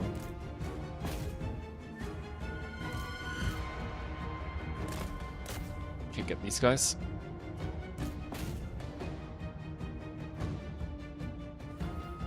Salamanders are shooting, good. You support over there. Yeah, Lord is still running. Good.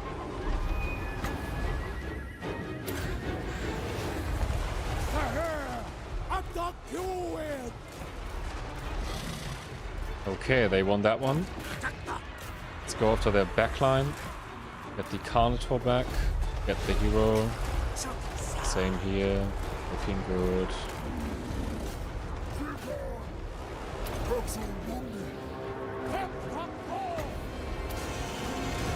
Okay, get these Carnotaurs into the backline too. Oh, this dude is still trying to fight. Okay, got these guys. What are you doing? Come on, move. Their Lord is still here. Okay, Stegodons split.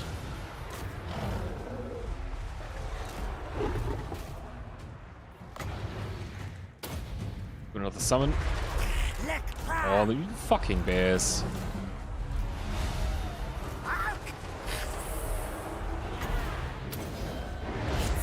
Okay. Oh yeah, we got them. Nice. Come on, kill that Lord.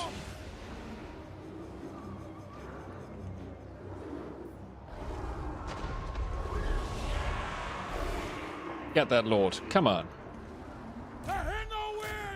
A sacrifice for the Croc God. You can do it. Chip. He's not doing it. Come on, buddy. Get him. Get that bitch. Eat that ace. Oh. That was not what I meant. Yeah. Nice one. Nom nom nom. That was good. We lost 29. Say that's a comfortable victory.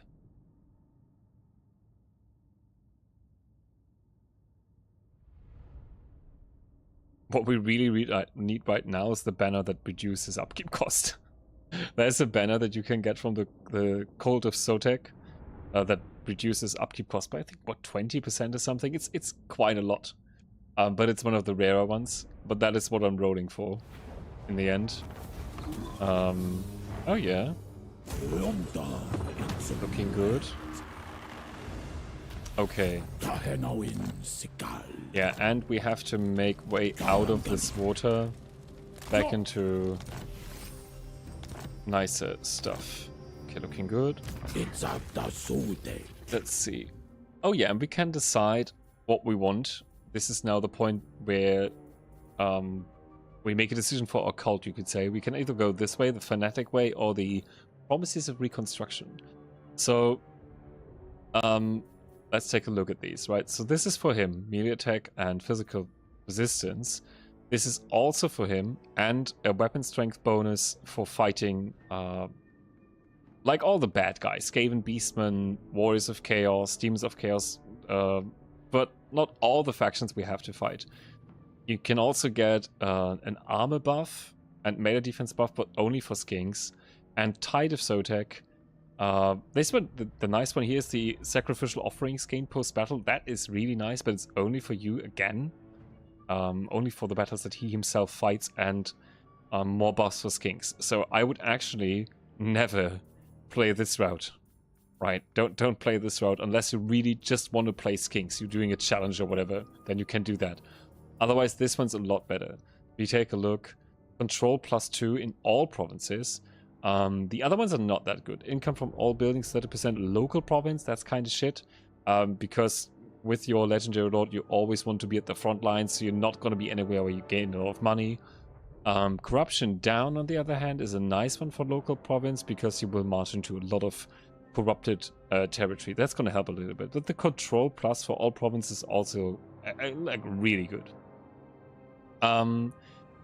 Winds of Magic cost -10% for Lords of Beast spells is, yeah, I mean, it's Lord of Beasts, the Lord of Beasts, so it doesn't really matter. But Winds of Magic power reserve capacity for own army is good if you have a different skink wizard like we have. He's going to profit from that. We also have This one's more useful in the beginning, the minus upkeep, but the and the replenishment rate if you have to play skinks.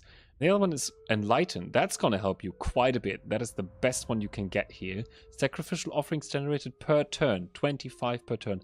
That's a ton. That's gonna help you a lot. Also, global recruitment capacity +1 and local recruitment capacity +1 for the province where he's in. It's also gonna help in the long run. So we're gonna take these. Oh no, we're not going to take these now. We're going to take those next time. Wait, back. We take Renowned and Feared, and the Geomantic Sustenance. We need to bring our costs down. Yeah, otherwise we have a problem. This went downhill fast. I don't think eating ass is the line with YouTube community guidelines. I'm not sure. It depends on the context, dude. It's all about the context. You can eat ass if you're a mean dinosaur. And you're allowed to eat ass. I can't believe that I'm saying that. Okay, let's see. For him, we're gonna take the Uranon's Thunderbolt. Yeah, that's the first one on our way. And for 10 feet, Lightning Strike to the fullest. Eat ass. Yeah, let's roll. Come on. Okay, that one's really nice. Construction cost down for all buildings. This one's for local region. But again, if you have one sitting, right? If you have this is for heroes that you have at home, right? This one's really nice. But you can put it on everybody just for the faction wide bonus. Okay, let's do another. Yes! Here we go. Here we go. It's Lottle Bottle Spawn, brother. Upkeep minus 15% for all units in the army. Oh, yeah. Oh, my. Wet dreams. Wet dreams coming true. Let's see what we put away. This control one. Yeah, we put that away. Yes. Really want that one. Okay. Anything else? Keep that. We don't need this one. I'm gonna put that one in instead. Oh, that's so good. And you can, I'm pretty sure, wait, we can take a look. Let's take him out again and take a look at this. Because I think you can put him, yeah, that's the thing. You can put this dude into in your heroes as well. So I'm not quite sure if it will work if you already have him in the army.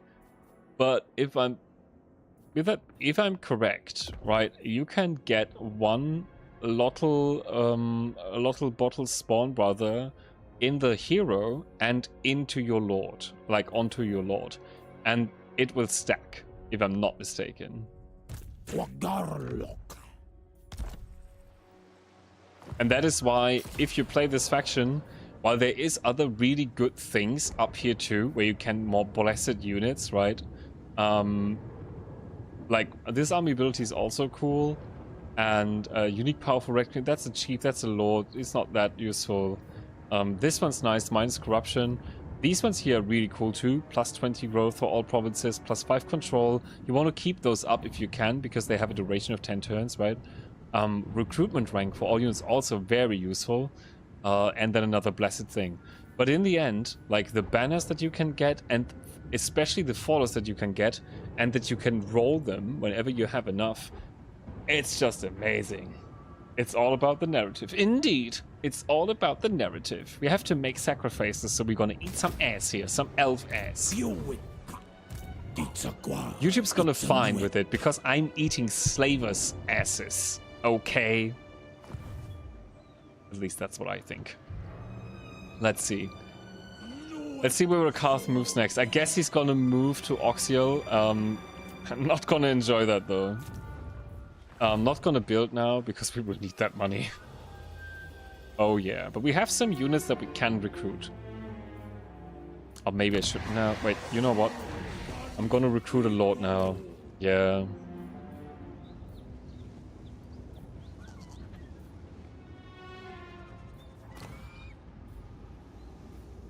Wait, where's Determined? We get him. Yeah, he's a good choice.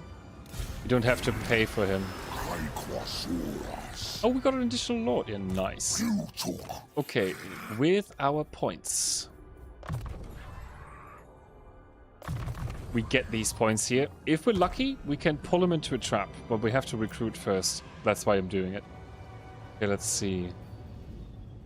Let's get some here.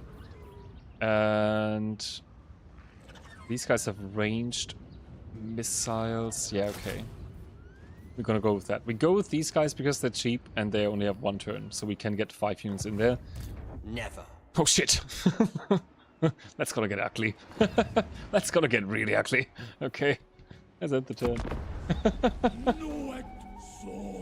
I don't know what he's gonna do. He can't reach us in 1 turn, but this is gonna be crazy. Yeah. Where is he moving? Oh, he's coming back. Yeah, nice. Oh, that's so good. Oh, that's so good. Oh, we're so lucky that he's coming back. Yes, indeed.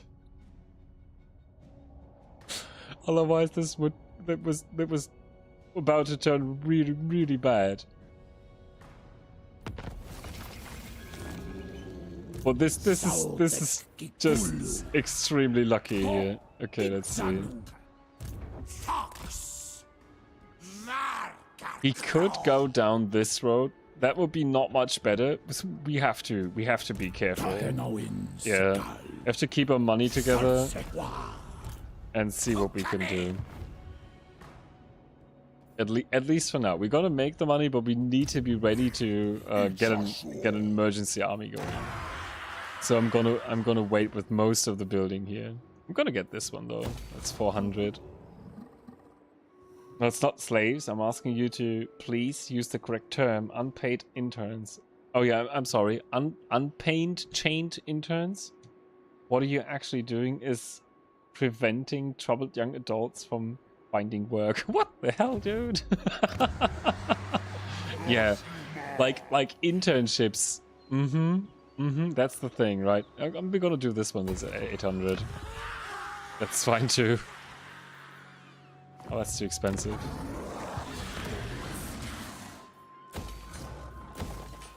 Okay, yeah, that's fine. I mean, that's one of the saddest things ever, if you're honest. Like, internships, unpaid internships, that's just bullshit, seriously.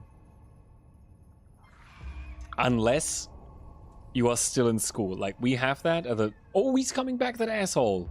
Look at them. Look at that dumbass. Okay, we do another turn of recruiting, yeah. And she's brought a new lord in. Oh, he's such an ass. Oh, we lost some money because we lost the dwarves. Okay. We send him up first. Is there a lord here? No, there's no lord here.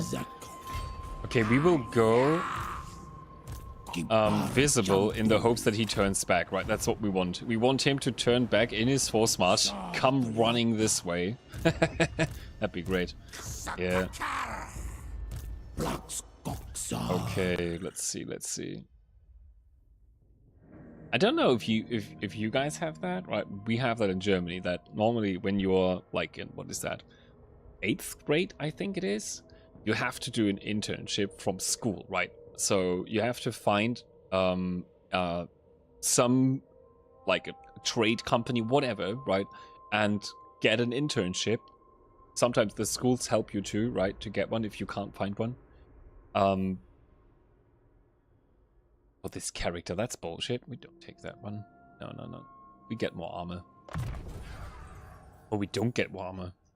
We get more defense, yeah. So they help you too.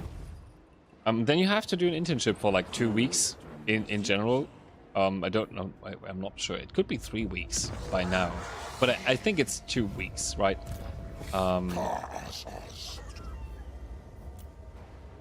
Okay, we can only get these guys. Oh, that's so sad. Yeah. Is there anything? No, we cannot do much in 1 turn. Okay. Guess we have to go like this. Again. It's gonna get nasty. Do the rest and turn. Yeah, okay, let's see if he comes back. And that's actually really nice, because you have to get your first steps into the kind of how it works, right? Apply for a job, right? Even before you're out of school. Yes, he came back. That stupid dumbass. He actually came back. I can't believe it. Yes. And he's on 4 smart. Oh, Ricard. You dumb, you stupid moron. I can't believe that he's doing that. Oh yeah, and we got a nice big fat bonus now. Oh, that's so good. Oh, I love it. Okay, let's see. Tradable resources. Oh, the next one's good. That's gonna save a lot of money. Star chamber buildings. For all buildings. Yeah, okay, come on. Let's go this way first. Oh, where did this dude come from? Wait, can we even reach him? I don't think we can actually reach him. No! We're too far away. Oh shit, man. Okay, let's try something. We're gonna save. Let's see if we can get him. Let's go back to the autosave. We go on force march. Yes, and see if we go on force march, because he can't reach us anyways, if we are able to reach him or not. I mean, we can try and trap him again, right? I don't think we have a bonus still. I think the turns are over. It was 5 turns. You have something similar, but it's more along the lines of volunteering and things to help the community. Like, you need a certain number of volunteer hours to be able to get your high school diploma. I think that's a good thing too. That's a good thing too, yeah. You should have that everywhere, actually. In general. Okay, let's see. Yeah, that will bring us a little bit closer, right? We do that. Try that out. Okay, he's still recruiting. Wait, can we give him... I mean, now he's here, right? Can we give him the 1 auxiliary? The one with the building stuff? Was that? Construction costs for all buildings. Income. Yeah, we can give that to him, I guess. Yes. What about this? No. No. Ice Hunter.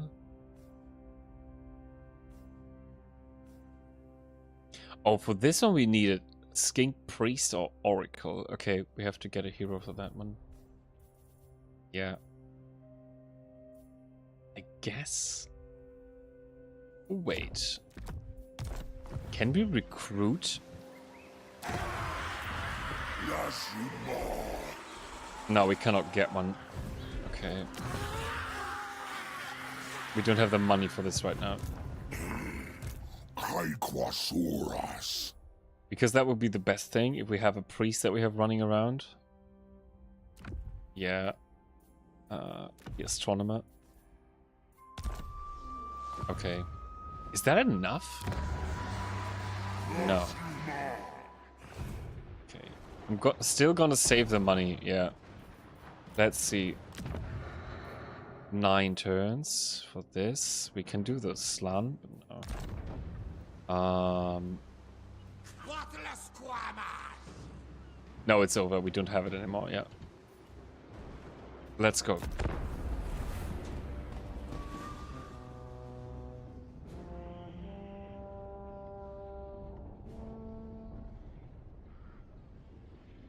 Yeah, he moved back.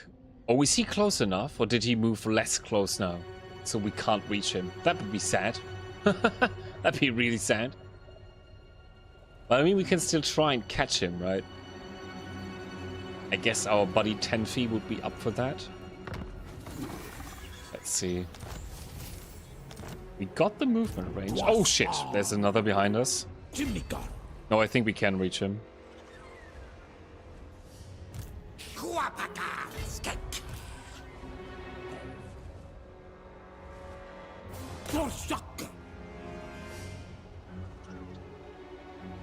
Yes!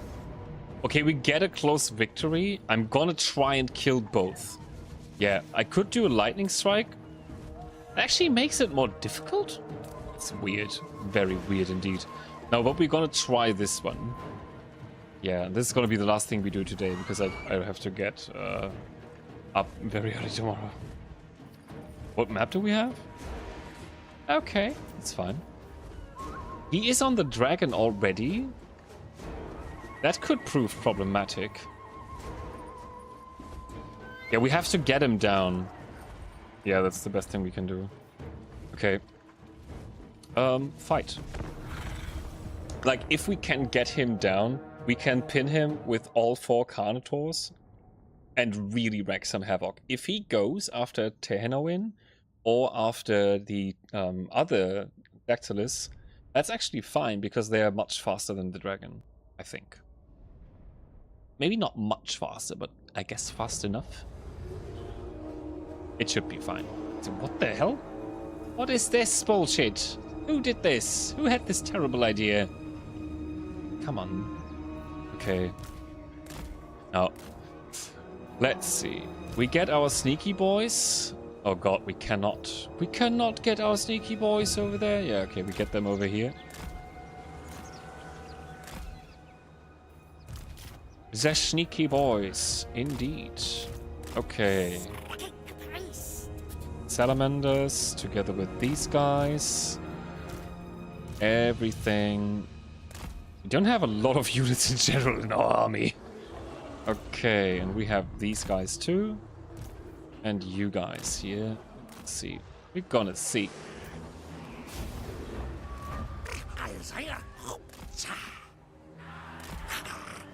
Oh, wait. Okay.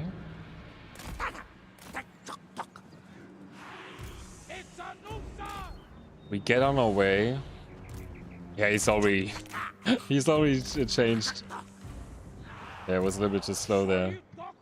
We don't want Tehenowin to fight Rakarth in the air. That's a really bad idea. Let's see the speed. 95 to 86. I mean, he's on force march, right? That gives him a lower one.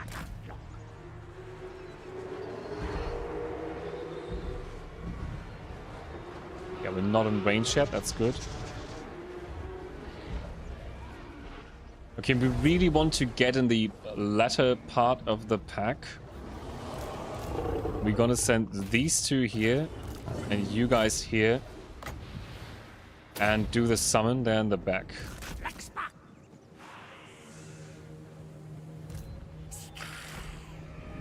So they all should turn around now. Yeah, here we go.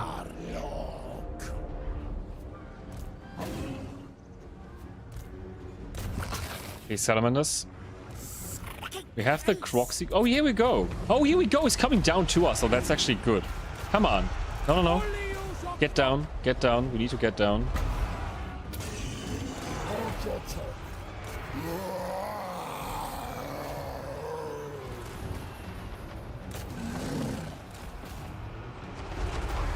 Okay. Now we need to focus Rakarth. Good thing is he's on a big fat dragon.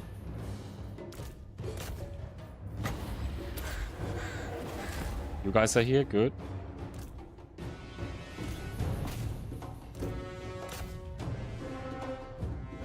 Okay, and the riders are here. Oh yeah, they can go after the hero.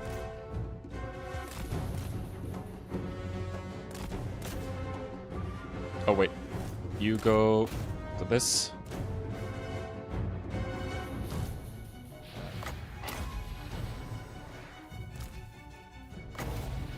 Give this guy a buff. Oh, who the hell was that? Oh, a feral ones. Yeah, that's okay.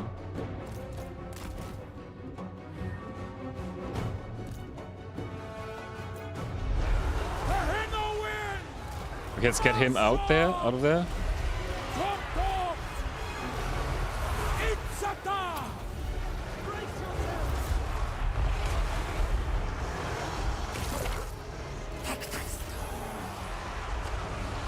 Okay. Salamanders go back. Oh, Come on, Carnosaurs.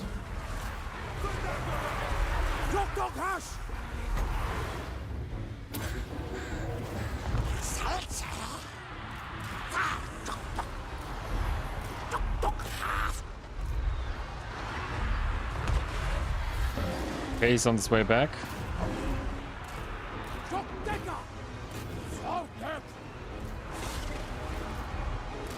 Can you shoot him? Come on, guys.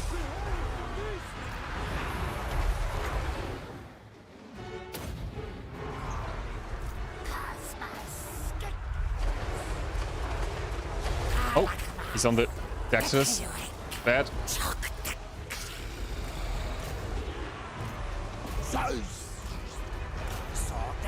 Come on, come on, come on. Hit him, hit him, hit him, hit him.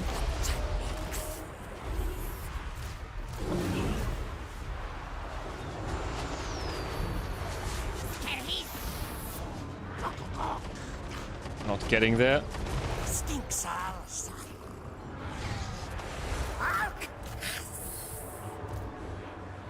Oh, it's a big fat chaos here. Who's this? Get these harpies. Come on. You two. Get away. Fucking bears.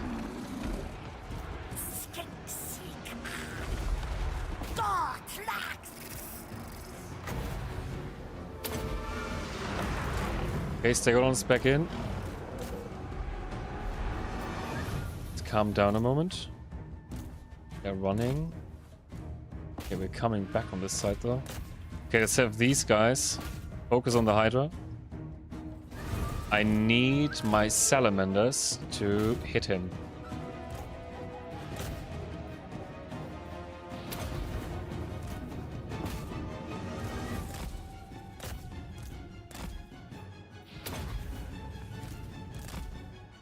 Come on, come on.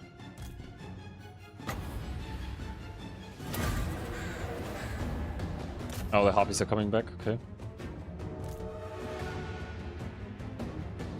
Okay, we got the bears off our ass. You help? Yeah, we get him now.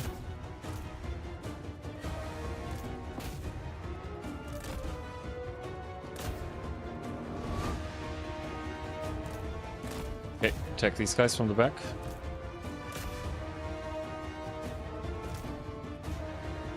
Well, this Carnotaur doesn't look too good. I'm gonna pull him out.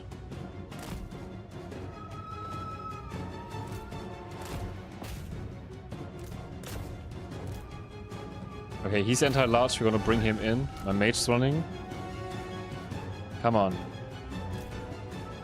Come on, get that ass. He has a lot of fire resistance, so that's what's hurting there.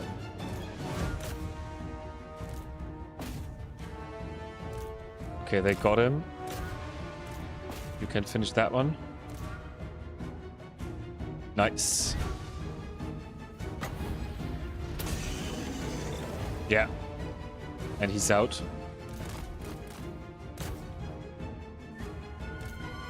Okay, we got these bears.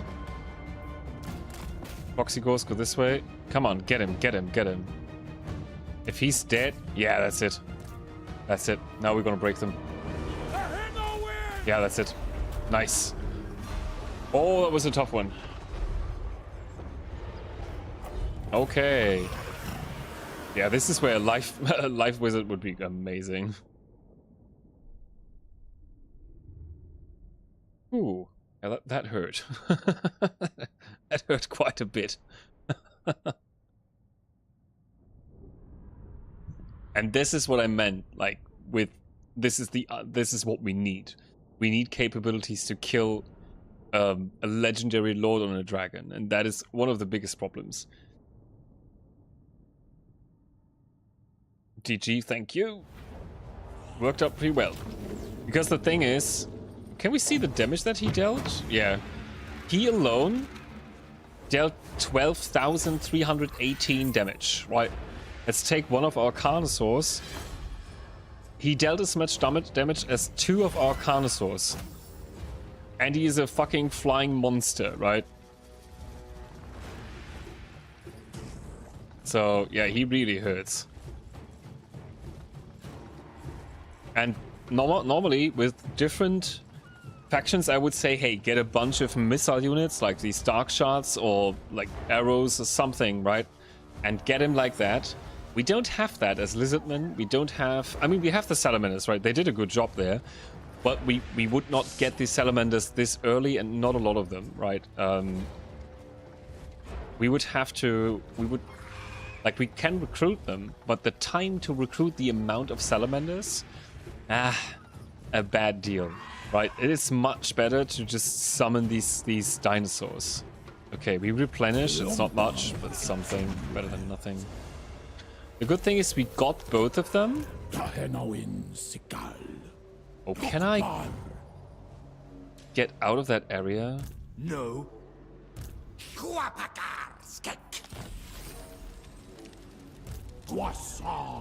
What is that army?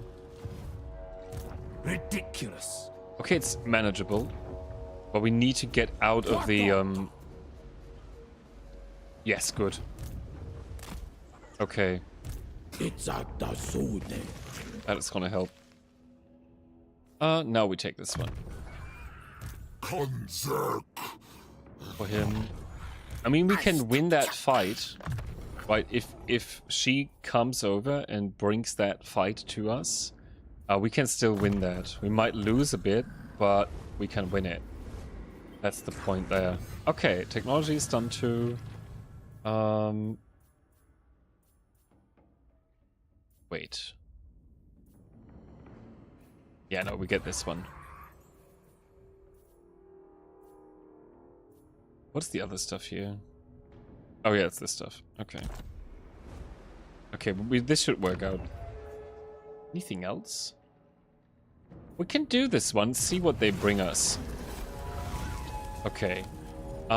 This right gives you the chance of awakening a Slan Mage Priest, as you can see. And they can be any school of, any normal school of magic, right? They cannot be the specialized magic like Skaven magic or the undead magic, or what is Camry magic is also not in it, but the normal schools of magic, those are all in it. Like you can see Shadow, Heaven, Metal, Light, Fire, High, Life, Death, and Beasts. The best one you can take if you're gonna do this and use these slots, and I can actually only advise you to do it because it's super useful, is Slan Mage Priests. Life. Now we can take a look. Because especially with this faction, having a priest that can heal your super strong monster armies back up is going to be very, very helpful. So that's why you want that. The other thing is there is different generations of Slan that you can get. They can be generation 4, or there can be, I think, up to generation 2. Generation 2 is like Master Mundi, so they're gonna be much better spellcasters. So this guy here, 4th generation, you can see he has some good buffs. We're gonna take a look at this stuff, right? But this is extremely extremely weak in comparison to what you can actually get. The good thing is that it doesn't cost anything to summon them, and you don't have to recruit them. But you can just do this right as soon as it becomes available. The other good thing is with the newest update, I think they added this, the 250 spawning sequence. So you get this stuff here, spawning sequence. We can use that now if we wanted. Oh no, we can't do it because we're in Force March. That's why we can't do it, I think. No, because we're on the home territory. To recruit these guys here. And with 300, I think is nearly enough to get the best stuff out of it. The best stuff, or like the most expensive stuff, would be a Blessed Ancient Stegodon. I would not get these. Or a Blessed Carnosaur. So, yeah, you could get these too. But I would rather, if you buy these Blessed units, either these guys, very, very good. Blessed Ancient Salamanders, you can see they have 160 range. That is the highest range you're gonna get, unless it is one of these. Solar Engine, they have 250, or these guys, they have 400. These artillery monsters here, right? But this is the monster that has the highest, the missile unit with the highest range that is not considered artillery. They're missile monsters, right? And these guys, they deal a ton of damage. These guys are cool too. You can make armies with these as well. And have some fun. We're gonna do that, right? We're gonna have some fun with all different kinds of army compositions. But I would say one of the most useful picks is these guys are good. Or you get some quick cavalry, right? I wouldn't take Croxigors first, I guess. And I would not take like these guys or these guys if you don't have to. If you have no choice, you need units like desperately, take the cheap ones, right? If you're recruiting this for your army because you're making a new army, take one of these. Pleasant Ancient Salamanders, those are great. Like, amazing damage, good range, pretty quick, 75. Those are really, really good. But okay. Yeah, we have to finish here. Like I said, we're not going to do a little bit longer, even if I would really love to play an hour or two more right into this campaign, because I really enjoy Lizardmen. But yeah, we're going to end it here. There's much to do in this turn, but we're going to continue on Friday. I hope you enjoyed it, like always. Big thanks for watching, for hanging out. On Wednesday, we continue our Rogue Trader campaign for a few more hours, I guess. And yeah, that's going to be it then. I hope, like I said, I hope you enjoyed it. I hope you found it informative and helpful if you're here for the guided sections of the campaign. We're now in turn 21, and we made a pretty good start, right? We have nearly 3 provinces, and I guess in the next few turns, if you're not fucking up, we can get a whole other. We have a good standing, a lot of friends, economy is rolling up. So yeah, good start. Looking forward to continue this next time. Until then, I wish you a great start into the week. Thanks for the stream. You have a good one. You have a good one too, my buddy. And I wish you a good night, and bye-bye.